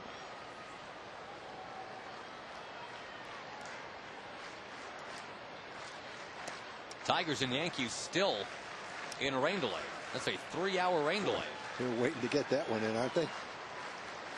Got the big sellout crowd. You got the Yankees in town. You want to play the game. Earlier today, Boston over Chicago in the first of 2, 11-3. And Josh Beckett, the first to 16 wins this year. Game 2, the Red Sox are killing them again, 9-1. A pair of home runs for David Ortiz.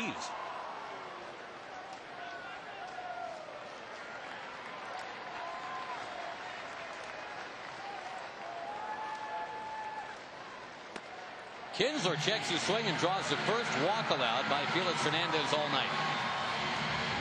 First walk of the ball game, I think. You are correct, sir. The run with Kinsler here is 16 for 16 stealing bases. Definitely. Got a guy up at the plate that can hit with 2 strikes or handle the bat. You can do a lot of things right here. You could try to steal. You could do a hit and run. I think in this case, if Ian gets a jump, go for it.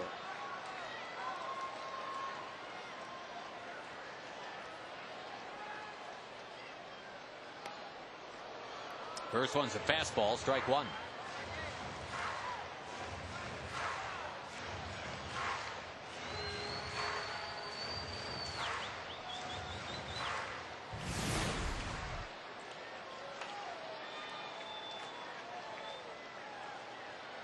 Michael, a strikeout and a line out.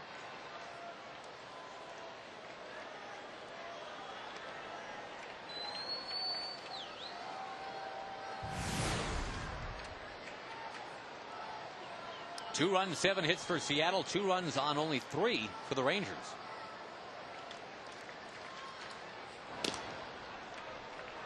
Kinsler looked like he might be going that time, but he's still hanging out at first. 1-1.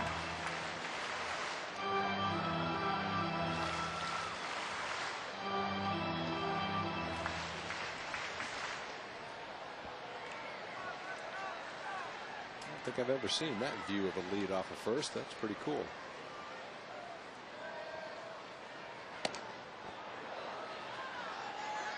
Another power fastball right there. Young kind of expanding his strike zone. That's from the sets of FSN Rangers Live right there, that camera. Huh.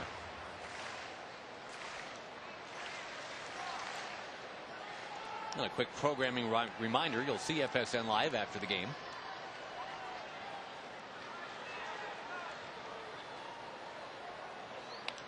This time Young making contact. Again, that same pitch, same place, same velocity.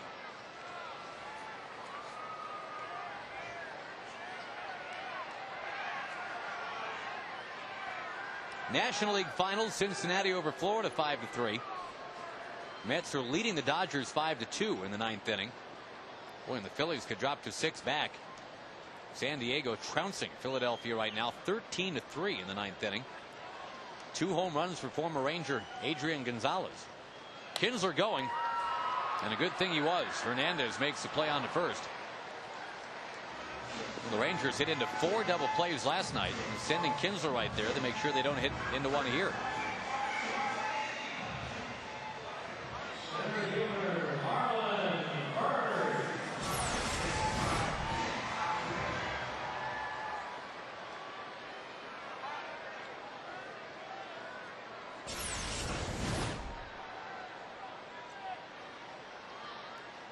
Marlon Byrd, with only 6 home runs, has 52 runs batted in. He's had the knack for 2 out hits as a Ranger.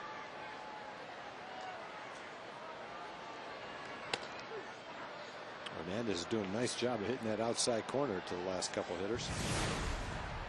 And you're throwing as hard as he is. Keep that slider, keep the fastball in mid-90s on the outside part of the plate. You're going to get a lot of outs.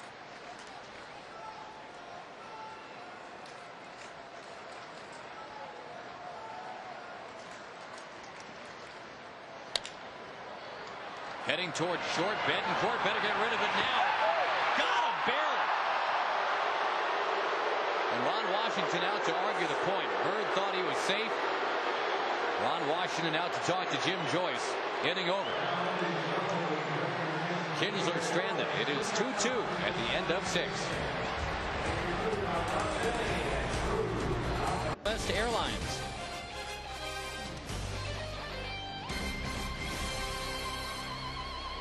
Back third of the ball game coming up. Kevin Millwood and Felix Hernandez. Quite a little pitcher's duel going on tonight. 2-2. Not 30-3. Betancourt is wailing away right there. He's down 0-1. He's going to swing at it.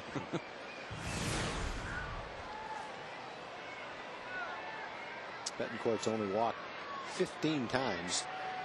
He has 434 at bats. Doesn't strike out either. He's only struck out 40 times.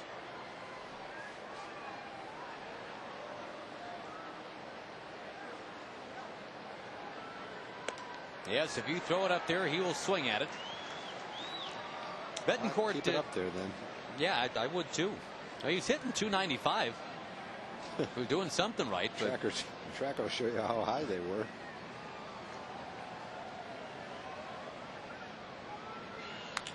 Swings at that one.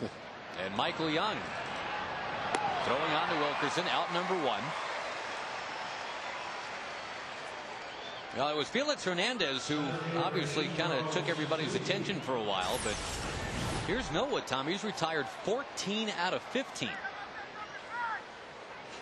Why throw a strike to Betancourt? Well, the thing is, even if you make good contact on pitches that are that far out of the strike zone, it doesn't do you a whole lot of good. You're better, right? Sometimes you're better off swinging and missing at it unless you have 2 strikes, because you can't hit that ball that hard. You might find a hole with a little ground ball or a blooper. Ichiro with a bunt. It is foul. I mentioned several starts ago when Kevin moved to the other side of the pitching rubber, how it freed up his arm and made him feel like he can throw more pitches for quality strikes. And it seems to be working very well. We talked in the open about him. You see him go to the first base side of the rubber. His last 2 starts, both 7-inning starts, both 1 run allowed. And now he's already in the 7th inning. He's only thrown 76 pitches. So he definitely does seem to be more efficient. Forget it. Mr. Infield hit. Ichiro gets all kinds of hits. When you get 230 hits a year, you're going to be hitting a lot of line drives, but he also gets probably more cheap hits than any player in the league too. That ball just ate him up right off the fist. A little humpback blooper toward shortstop. But that's his game. That's what he's trying to do. Is he's not trying to hit the ball off the handle like that, but based on the way he swings and the way he hits, he's going to hit a lot of balls like that. And with his speed, they turn into hits. And in a 2-2 game, you obviously have to be worried about him stealing a base right now. Yeah, it's not Kevin's strong suit holding runners on. No, not at all. But a little slide step helps. That definitely makes it harder for the base stealer.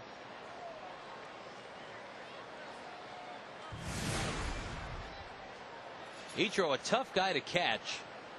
He had that stretch at one point of 42 in a row, stealing bases successfully.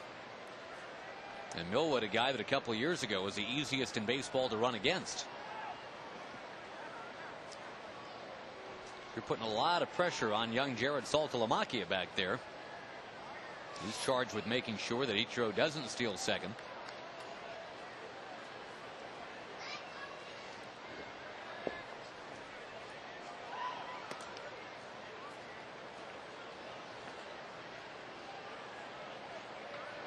Vidro has been induced to hit the ball on the ground a couple times.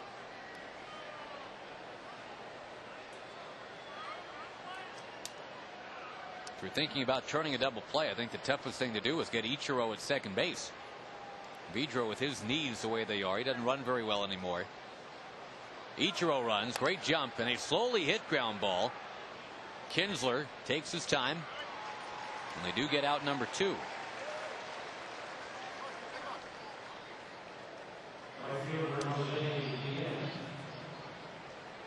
Coming up in just a bit, our Toyota truck game break. Get you up to speed on what's happening out there.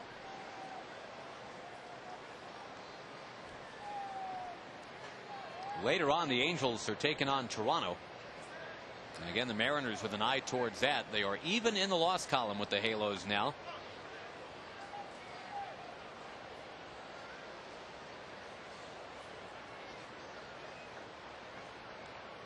Well, Millwood at only 80 pitches tonight. Got 2 outs here in the 7th inning. And he's facing Jose Guillen.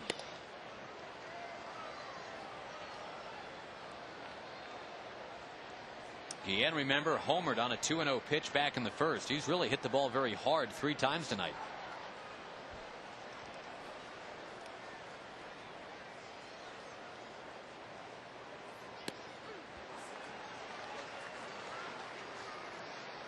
One of the measures for the type of game that Kevin is pitching is how hot the Mariners have been. We've talked about almost every guy in the lineup except Lopez has a varying degree of hotness. Some of them for a couple of weeks, some of them for a couple of months. But they're hitting .335 as a team this month. And for Kevin to be holding them down like this shows how well he's thrown the ball tonight. He's given up 8 hits, but he's scattered the 8 hits. Gave up 3 hits in the first inning. Other than that, gave up a couple of hits in the second inning, gave up a run in each inning. Since that time, he's only given up 3 hits. And a relatively decent pitch total. If he can get out of this inning facing Guillen, he'll be around 85 pitches for 7 innings, have a chance to go out and finish the 8th inning. Mariners have action in their bullpen. The lefty George Sherrill.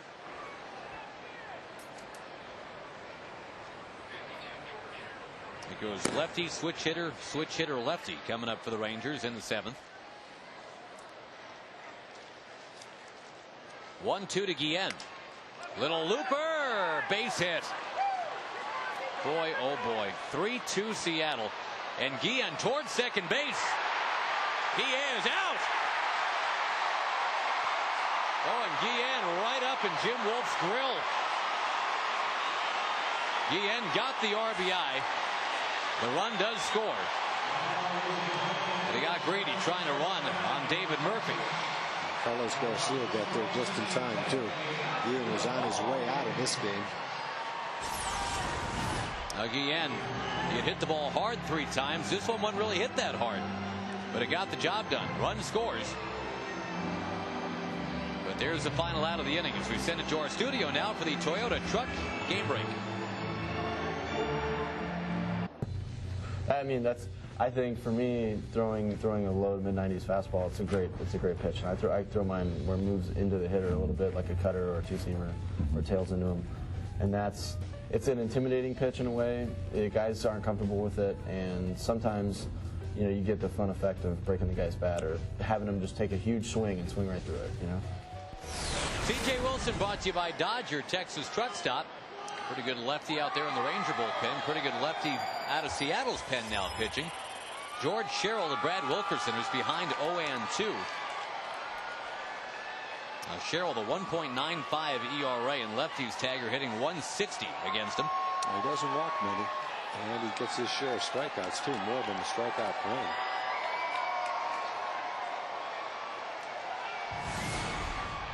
Wilkerson's a believer. He's 0 for 5 against him. And Felix Hernandez, 6 innings. Good work tonight. 1 walk, 7 strikeouts. Just the one mistake to David Murphy. Little half swing here. Betancourt, bare hand pick up. He got him. Nice play. So that's the difference between Ichiro and other players. Every time Ichiro does that, it's a base hit. Most of the time other players do it, it's an out. And that's the difference between Ichiro being a .350 hitter and a .305 hitter. All the infield hits that he gets, maybe more than that.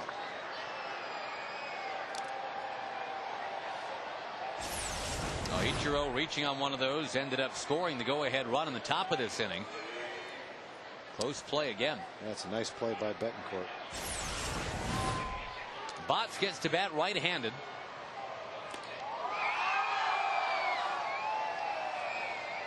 Well, Botts an 0 for 2 tonight, and you know, you're rooting for Jason Botts if you're a Ranger fan, I'm sure. A guy that's been kind of spinning his wheels at AAA, getting the extended look. But now he's hitting .219. And in that he is pretty much an everyday player now. I'm sure Jason's kind of feeling like, all right, it's time to get this thing going.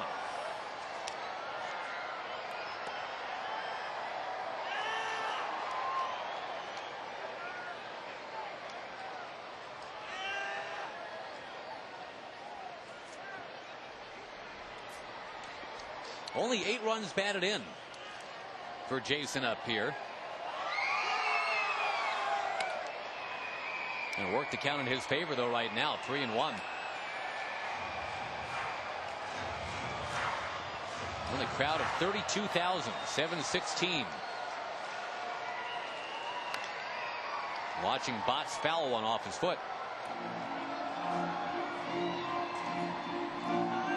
Again, the same 2 teams tomorrow night, 7:35 first pitch. Jamie Wright against Horacio Ramirez, and Sunday is Padilla and Washburn.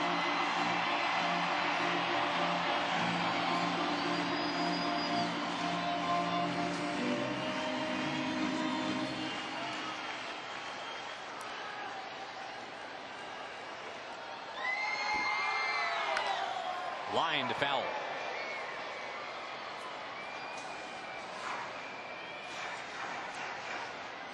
Astros leading the Pirates tonight 3-2. Braves are out in front of the Cardinals 2-0 in the third inning. Both the Cubs and the Brewers lead early tonight. Cubs in Arizona 2-0. Brewers 1-0 in San Francisco.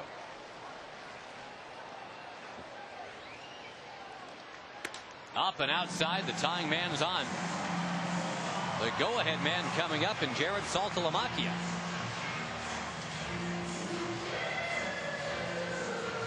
John McLaren, who kind of has a perpetual grimace face going anyway. I can't tell if his rotator cuff's hurting him or if that's just the look he has on his face. I mean, I know he's not a big fan of the walk.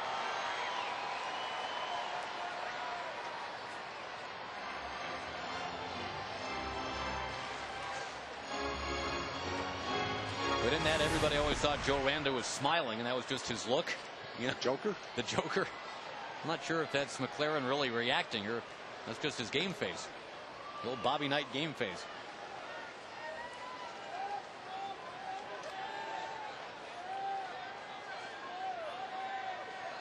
Saltalamacchia, his home runs as a Ranger, they've all been left-handed so far. We'll show you one of them from last night. That gives him 5 in 6 games.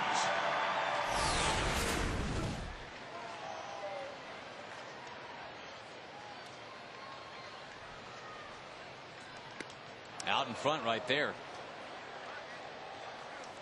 In the American League, nobody's hit more than Saltalamacchia the last week and a half. There are 2 guys in the National League that, like Salty, have hit 5 homers in their last 6 games. One of them is Albert Pujols. The other is a guy that went the other way in the deal that got Salty here, Mark Teixeira.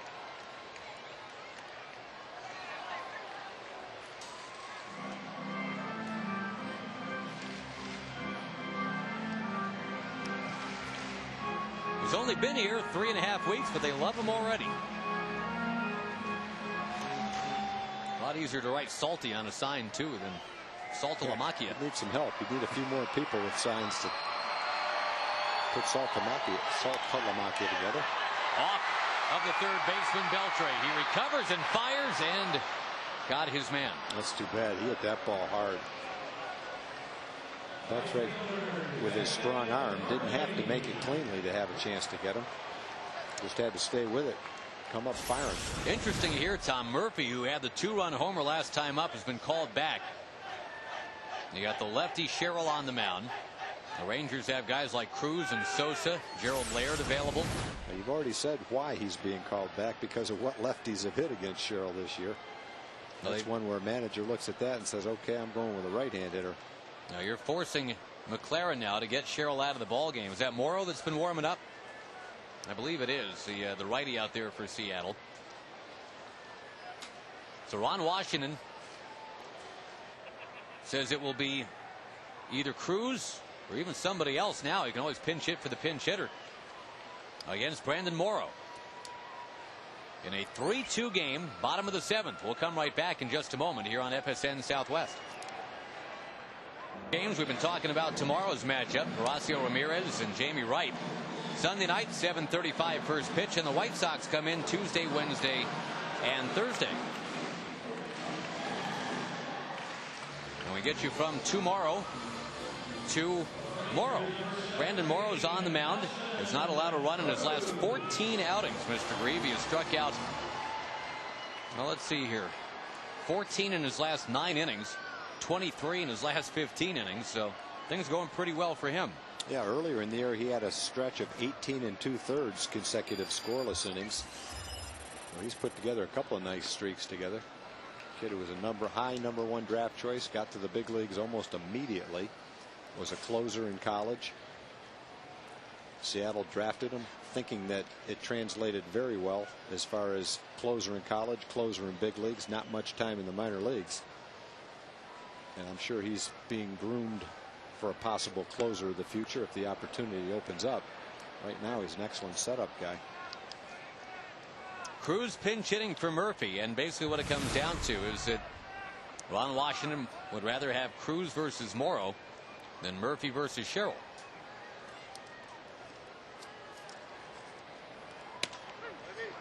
Tough act to follow for Nelson Cruz, though. Murphy, remember, homered in the 5th inning.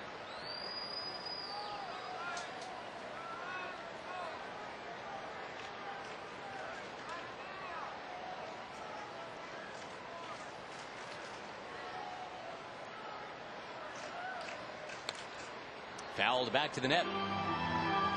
That Murphy home run, of which we speak, or energy to take you anywhere, brought to you by Valero. Just got it over. For his 2nd career Major League home run.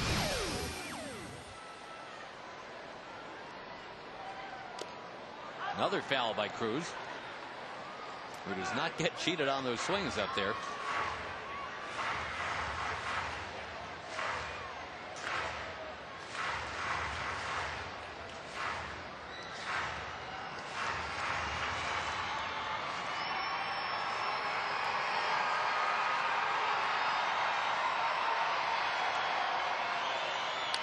Swings and grounds it to short. Betancourt to Sexton, and the Rangers had a 1-out walk but can't get him around. We're at the end of 7. Seattle leading 3-2.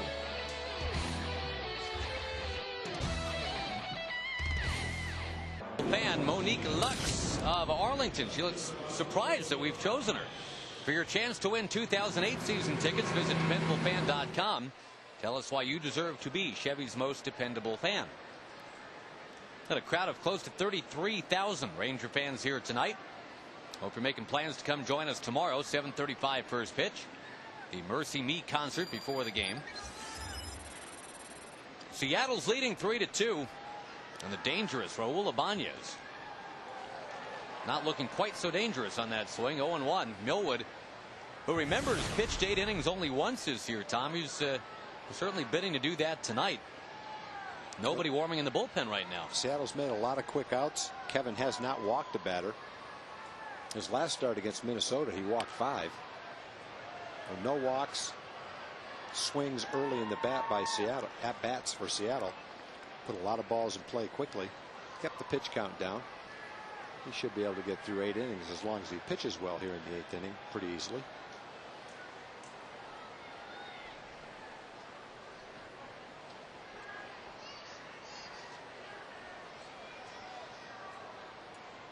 Five walks last time, but no walks tonight. And Ibanez pounds it to first. Wilkerson. He just hits the ball hard every single time up. First time they've retired him tonight, but yeah, that ball was hit right on the button. Unfortunately, hit it right at somebody. Kevin tossed him up a curveball just to give him something different to look at, and he waited on it and ripped it.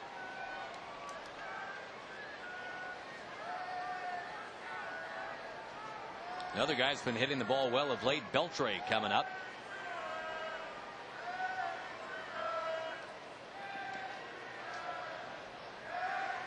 Now the Rangers only 3 hits tonight, but fortunately 2 of them were back-to-back in the 5th. The bloop and the blast, as you described it. Saltalamacchia, then Murphy. The only other hit tonight was to lead off the night for the Rangers, Catalanato.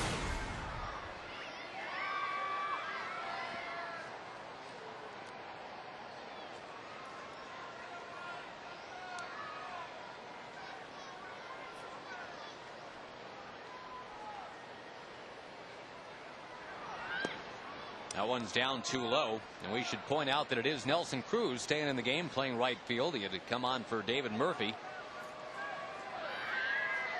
And Cruz battled Brandon Morrow, who had come on expressly to face Cruz. But Nelly rolling out to short.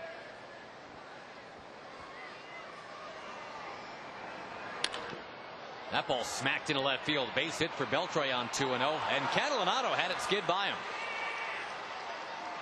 Well, Beltre ends up at second base. That's going to be a double, the second one tonight for Beltre. That ball got on Catalanato pretty quick. Yeah, it's tough to pitch to Seattle right now with it when they've got so many guys swinging the bat so well. Beltre in his last 180 at bats hitting .320. Taking good swings at it too. couple of doubles in the game for Beltre. The one he hit in the first inning was hit hard too. Beltre knocked in 30 runs in July, led the major leagues in runs batted in July.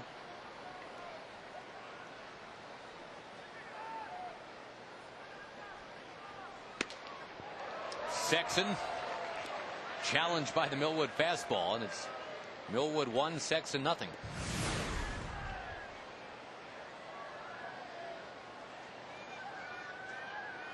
Sexton's batting average now down to 209. And again, Millwood's ahead of somebody. It is 0-2. For the first time tonight, the Rangers will get some action behind Millwood out there in the bullpen. Kevin at 91 pitches now, but boy, you love that balls to strikes ratio, don't you?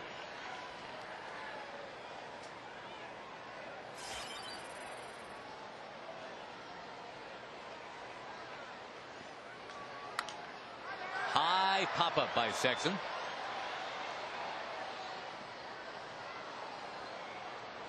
Still 0-2. It is Frankie Francisco in the Ranger bullpen.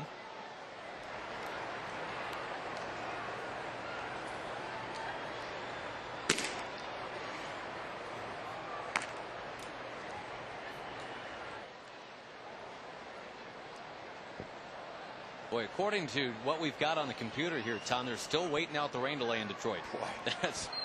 They must really want to play that game. The Yankees and Tigers tonight. Boston in the process of sweeping the White Sox. I don't know if the Tigers have any other doubleheaders, but they've got one coming up in September against the Rangers. Day-nighter on September 11th.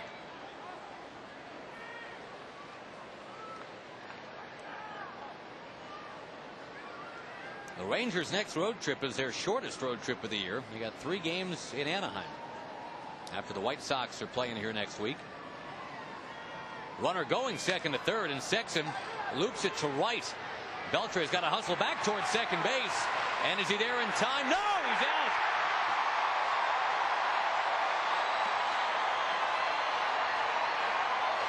The double play. And Millwood is off the mound and out of the inning. It stays 3-2 with the Rangers coming up.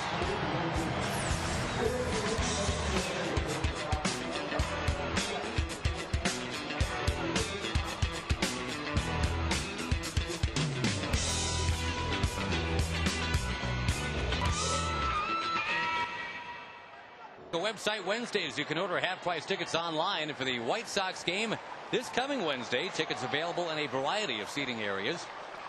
Check it out at TexasRangers.com. Chris Childs watching the game, one of our camera folks. Not working the proceedings tonight. He's acting very irritated. Get off me, he's saying. Watch the game. Nothing to see here.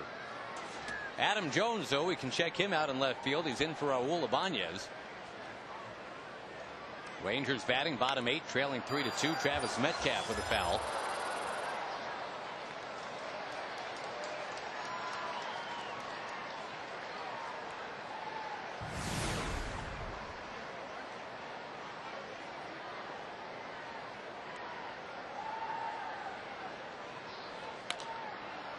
Another one into the crowd of 32,716 tonight.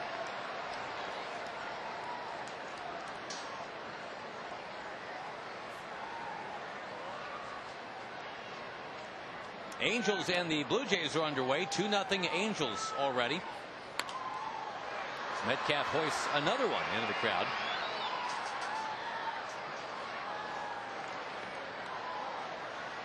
Again, the Angels and the Mariners tied in the loss column coming in tonight.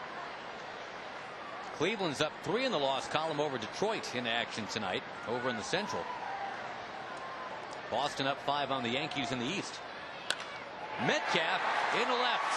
A lot of good swings at 96-mile-an-hour fastballs right there. He fouled 3 straight off. Laura threw him another one. Every one of them was 96 miles an hour, and Travis ripped that ball into left field. Too bad he didn't get it up the air a little bit. Nice swing.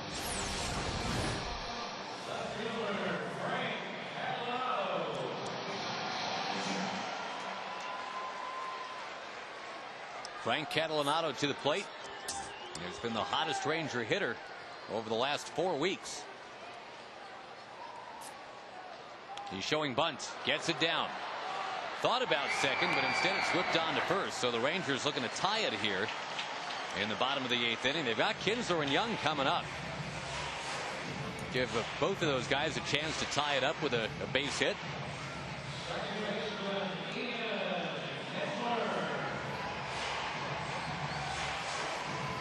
They're talking about the playoff races, Tom, in the American League. Jack in the Box brings them into focus for you. Again, the Mariners still have a couple games to make up on the Angels.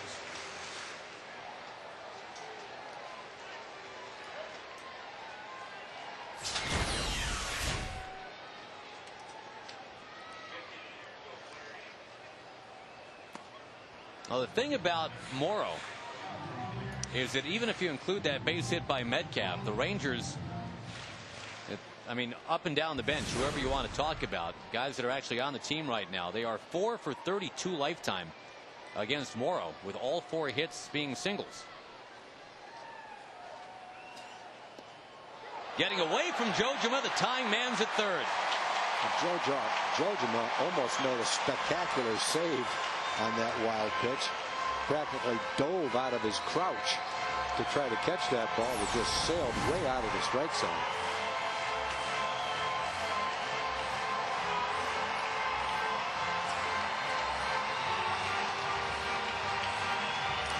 Seattle played the infield in right here to try to keep the game from being tied. Good spot for Kinsler ahead in the count, no balls and 2 strikes. Infield in, Kinsler blasting it into the crowd.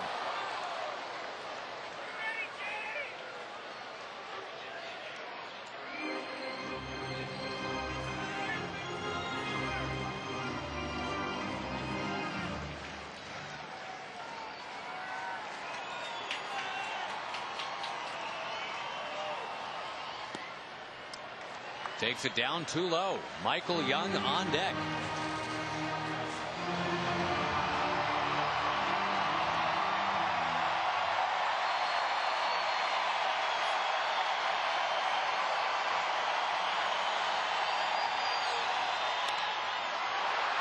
Well, do they try him out? 2 good arms out there. Ichiro's being one of them, and Ichiro fires in. No, you're not going to try him out. Metcalf goes back to third. If he didn't cut that ball, it would have been a perfect throw right on the base. We're in perfect alignment to see that. And Ichiro threw a strike right straight to the cutoff man. And if Sexton needed to let it go because there was a play at the plate, there's no doubt where the throw would have ended up. Too shallow to send a runner when a guy throws like Ichiro. Or Guillen, for that matter. Guillen's got an excellent arm in right field, too. Now, in the 9th inning, you got to deal with J.J. Putz, who's been the almost perfect closer. So here's maybe your best chance. You got a runner at third, 2 out. And your best hitter at the plate, Michael Young. He's going to take inside.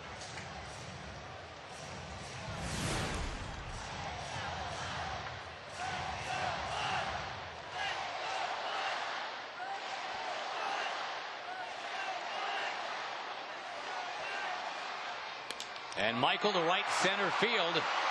It hangs in the air and is caught by Guillen. And the Rangers had that leadoff base runner, but they couldn't get him around and in. We're at the end of 8. 3-2 Seattle. Comes up with some really wacky music. Introducing the incredible new series that analyzes sports like you've never seen before. Don't miss the groundbreaking season premiere of Sports Science. September 30th at 9 p.m. on FSN Southwest.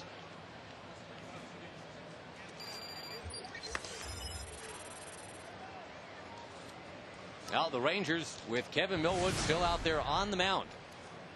And this is kind of new territory for him this year, Tommy. He has not pitched into the 9th inning yet until tonight. He's still under 100 pitches. He's only thrown 96 pitches. To right field, and there's Cruz. He's got it. But I mean, it's 2 starts in a row where you're saying, all right, Millwood did exactly what the Rangers are paying him to do. Keep him in ball games, pitch deep into the ball game. His most taxing inning was the first inning. Not that that was even that taxing, but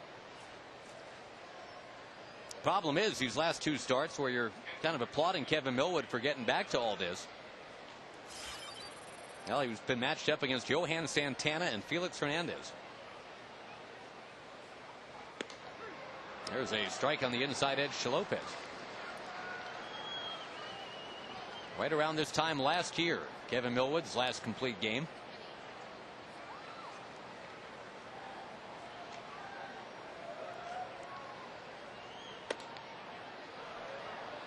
The Rangers had that great chance in the bottom of the 8th with a leadoff single from Metcalf. Now you know you're going to get J.J. Putz in the 9th.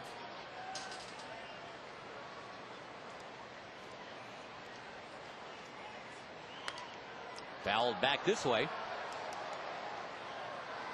I'm talking about J.J. Putz. Nobody's got more saves in the American League this year.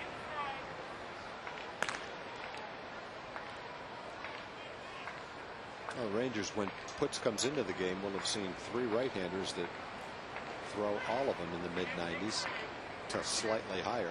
Hernandez early in the game was 97 to 99 frequently. Morrow 94 to 96, and Putz about the same thing, occasionally 97 or 98 for him too. Sherrill, a real tough lefty.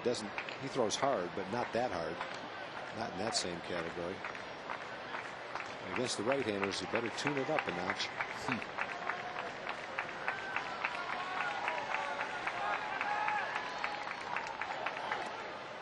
I tried that curveball. And the count 3-2 to a guy who was an all-star last year, Jose Lopez.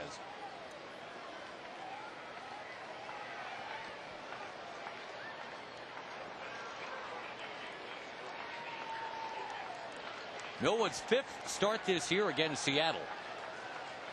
And this has pretty much been his best.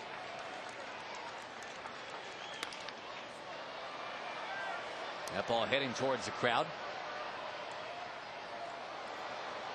Well, the Mariners came in 1 game back in the West, 2 games up in the wild card. John McLaren having taken over for Mike Hargrove, and still a lot of people, I think, Tom, that are confused somehow by Grover walking away. But Grover, as always, a very plain speaker. He said, I just thought it was time. Don't read anything more into it than that. If there's something else to it, I don't think anybody knows about it, and Mike will never say. Busted bat, and the ball going to end up back in the crowd. The bat ended up past Travis Metcalf. But I think people that know Mike well, guys that have played with him, will say that if that's what Mike said, then that's good enough for them. That's the way it is. And it doesn't make sense to some people. Don't understand why you wouldn't want to be a big league manager, especially in the middle of an 8-game winning streak. But until you've done it for as long as Mike has done it, you don't really know what a big league manager is feeling. The pressure you're under, the time away from your family. And Mike just reached the point where he'd had enough and didn't want to go through the motions, and made a decision at a time when most people wouldn't understand it, but it made perfect sense to him and his family. That ball shot into center field, a base hit for Lopez.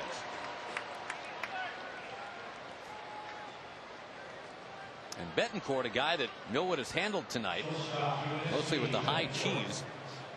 Let's see if they leave Millwood out there to face him here. He's been getting ground balls from Betancourt all night.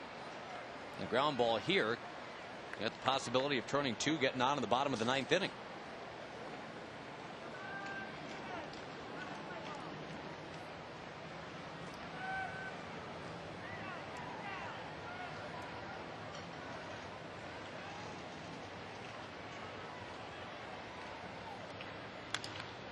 Not a grounder, a little blooper. Cruz coming.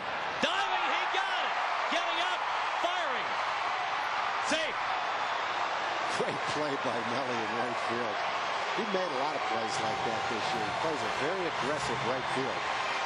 That ball gets by him, it's a triple and a run scored. But you don't want it to fall in front of you either and get a chance for a rally and runs when you're down by a run late in the game. So he challenged that ball, made a beautiful play. Almost turned it into a double play. But Tim Cheever, the home plate umpire, sprinted down, had a great look at this play. and he called him safe at first base. Good call. Beautiful play by Nelly, though, out in right field. It'd be something to come into a game late and end up turning 2 line drives into two fly balls into double plays in 2 innings. Yeah. Back-to-back innings.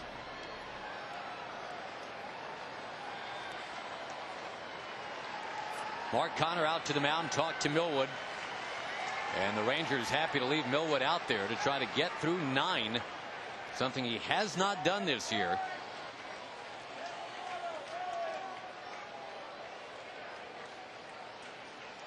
And the Rangers in the bottom of the 9th will have a Bird, Wilkerson, and Botts.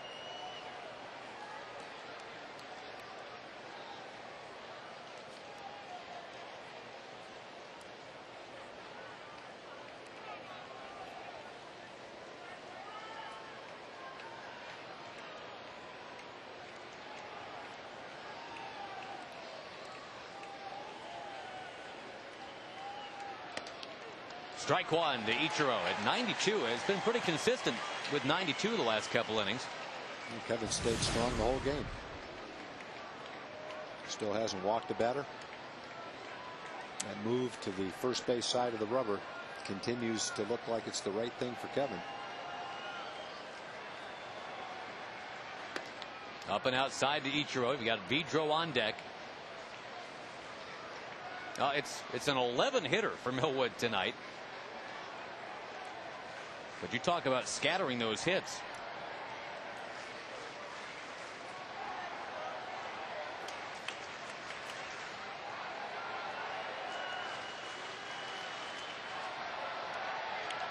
Fouled.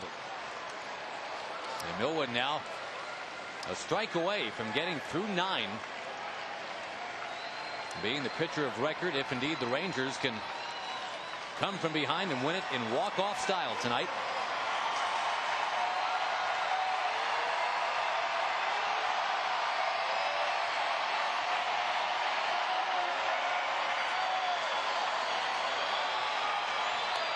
Ichiro, a little tapper. Michael Young will try it out, but there's another infield hit for Ichiro. That's why he wins batting championships, why he gets 230 hits. 45 infield hits for him now. Last 2 times up have both been infield hits. That's what he does. He just kind of slaps the ball to the left side of the infield, and well, he knows if he can do that, he's going to get a base hit, so he's not afraid to swing at this kind of a pitch and just kind of wave at it. If he hits the ball and puts it in play, he's going to get a base hit. He knows he can't hit that ball hard enough for anybody to have time to get him.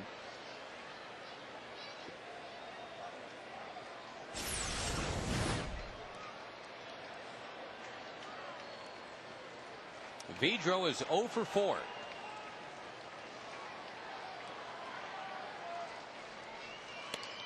He's going to take a strike that hugs that outside corner.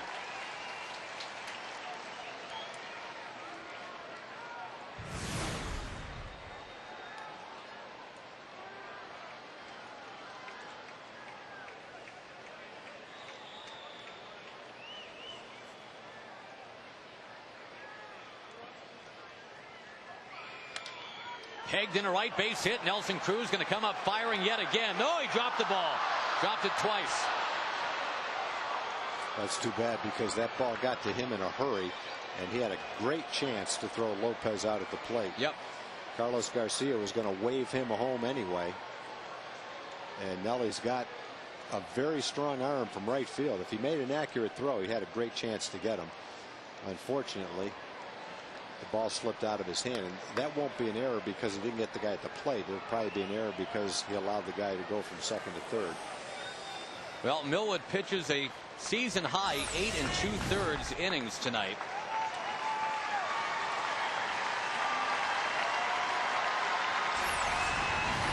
And though he gave up 13 hits, and because he toughed it out on a warm night, kept the team in the ball game, he gets a nice ovation as he leaves. It's 4-2 Seattle. And Ichiro again in the middle of everything, Tom. The guy that just hits a little 5-hopper to the left side of the infield, beats it out, keeps the inning going. Vidro comes up with the RBI hit that chases Millwood from the game, and here's Frank Francisco. Frankie, his last outing didn't go real well for him. He threw a lot of pitches, very deliberate. He's got a tough part of the order right here. Guillen's been swinging the bat well, has a couple of hits tonight. Ibanez is out of the game. Jones is in for him. He's batting next.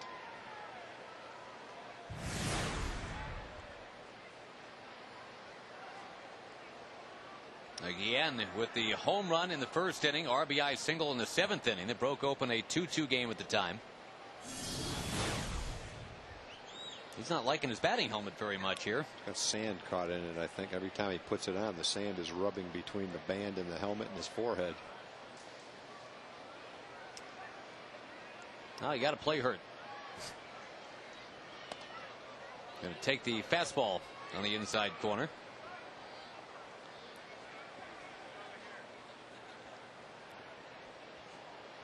Again, the Rangers in the bottom of the 9th will have a Bird, Wilkerson, and Botts. And J.J. Putt's getting ready out there still. Popped up back towards the crowd. Well, remember, the Rangers were almost out of this inning when Nelly Cruz made that diving catch to Rob Betancourt.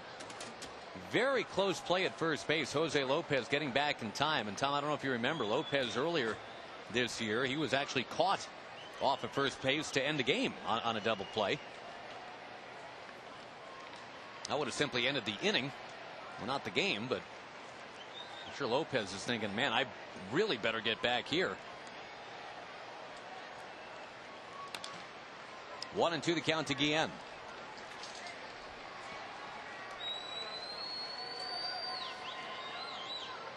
On the scoreboard, the Cubs lead at Arizona 2-1. But Micah Owings has hit another home run. Oh, what a game he had the other day. He's a pitcher. He's now got 4 home runs. Hit 2 in the same game. How many runs did he knock in that game? I think it was 6. Yeah. He won 440 feet in that game. Something like the 4th longest home run in the history of that ballpark. He's the pitcher. Well, if he can't pitch, he can do what Rick Ankiel did. Make him an outfielder. He was a pretty good hitter in college. Well, Francisco taking a long time to figure out what to throw here on 1 and 2. Brewers are trailing at San Francisco 6-4 in the 2nd inning. And again, the Cubs are leading.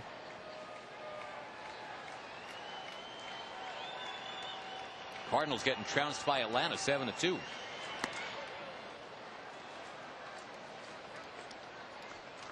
Two balls, 2 strikes. 2 on, 2 out. And a long top of the 9th inning.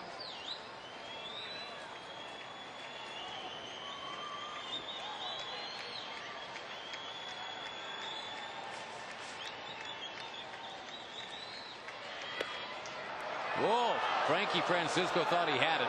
Didn't get it. 3-2. You could tell Saltalamacchia thought it was a strike the way he held the ball there, as if to say, get a good look at it. Want to make sure the umpire saw it, but our tracker shows a little bit outside.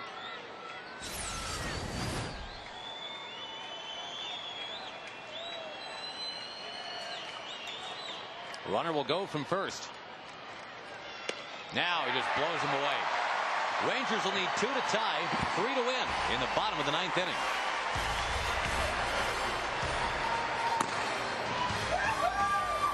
Texas Ranger Baseball brought to you by Southwest Airlines, the official airline of the Rangers. Visit southwest.com. By Progressive. For a money-saving car insurance quote, call 1-800-PROGRESSIVE. And by your Texas Ford dealers. Bold moves. Ford is the best in Texas. Here's a guy who saved 36 out of 38, but one of the blown save opportunities was right here at this ballpark. That is J.J. Putz. 12 walks, 65 strikeouts. On that play, Josh, that Nelly dropped the ball, there was no error given. It was ruled a no play. That's good. I said that the error allowed the guy to go to third, but you can't assume that he was going to be thrown out at the plate. It was obvious he was going to throw it home, and if he did, the guy would have gone to third base anyway. Well, the Mariners adding that insurance run in the 9th. 3 singles. Millwood pitching as deep into a ball game as he has all year tonight. 8 2/3. Bird with a grounder to short. Out number 1. Now Felix Hernandez pitched for 6 innings. And then the Mariners put a run up there on the top of the scoreboard in the top of the 7th inning. So Hernandez is on line to go to 10-6. It'll be a tough loss for Kevin Millwood to drop to 8-11 if the Rangers can't rally.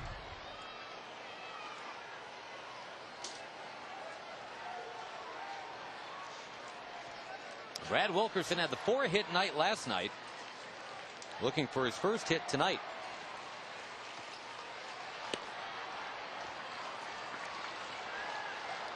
Now, J.J. Putt's a guy that's always thrown hard. And a couple of years ago learned a new grip for the split finger pitch from Eddie Guardado. And things really accelerated for Putz at that point. There's been a few guys that were mid-90s flamethrowers and became excellent pitchers after they learned a splitter. Dave Stewart was a perfect example. Started to learn the splitter from Tom House here, perfected it under Dave Duncan in Oakland, then won 20 games 4 years in a row. Another Ranger pitcher that did the same thing was Tom Henke, mid-90s guy with a hard slider that was an average pitcher, but once he learned the splitter, he became one of the elite closers, probably a lot like Putz. Wilkerson is out. I guess Astros fans too will remember Mike Scott adding that pitch. Jason Bott's coming up right now with 2 out.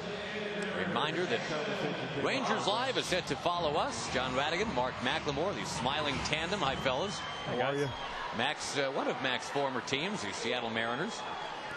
Oh, he's got lots of interesting nuggets about this team. Just a few. A few.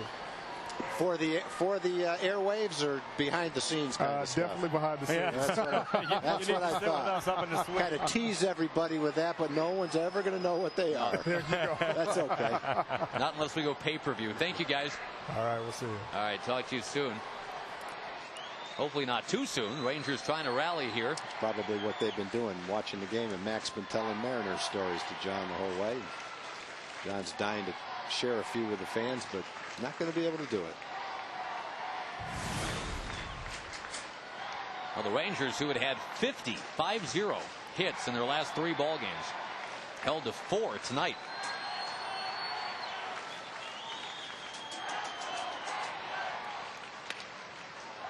That's Bop's foul by Botts. And Putz now a strike away from sealing it for Seattle. The Mariners would be a half a game out in the AL West.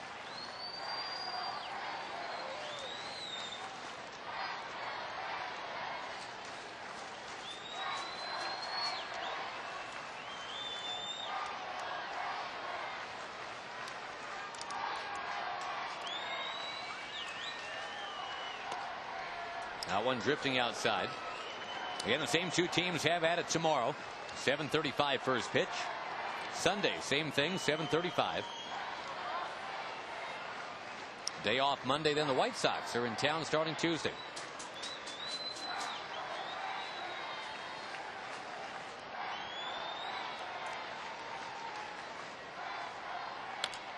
Botts twisted up in the air. Everybody running. And the Rangers are still alive.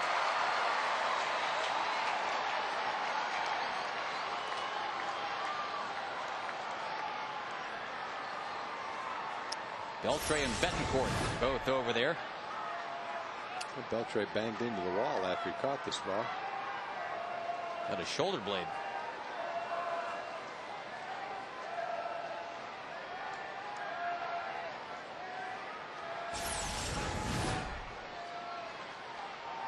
Beltre's had a hand in it offensively tonight with a couple of doubles. The Mariners hold up 13 hits tonight, getting single runs in the 1st, 2nd, 7th, and 9th.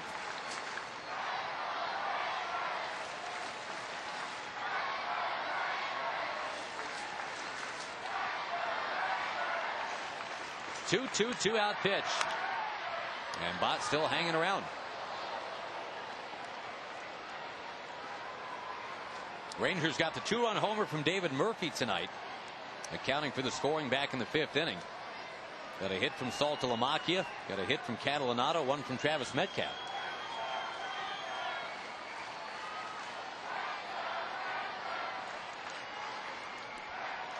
One thing we always say about Botts is how he's able to work that count.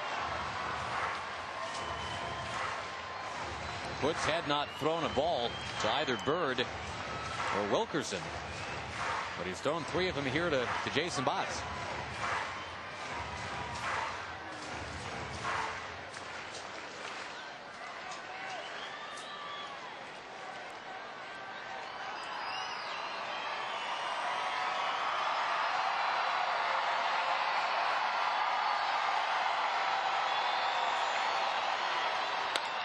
On the ground to short. And Seattle with a 4-2 win tonight here in Arlington. Jose Guillen had a big part in this one. Had the home run back in the 1st inning. He was on base 3 times, had a couple of hits, couple of runs batted in. And he is your Gatorade player of the game. So Seattle takes the first 2 of this series. Rangers still have a chance to split the series. Saturday night game and Sunday night game, as the Rangers and Mariners get it together over the weekend. For Tom Grieve and Jim Knox, Josh Lewin inviting you to join us tomorrow at 7:30 on My 27. Our next FSN Southwest game will be Wednesday when the White Sox are in town.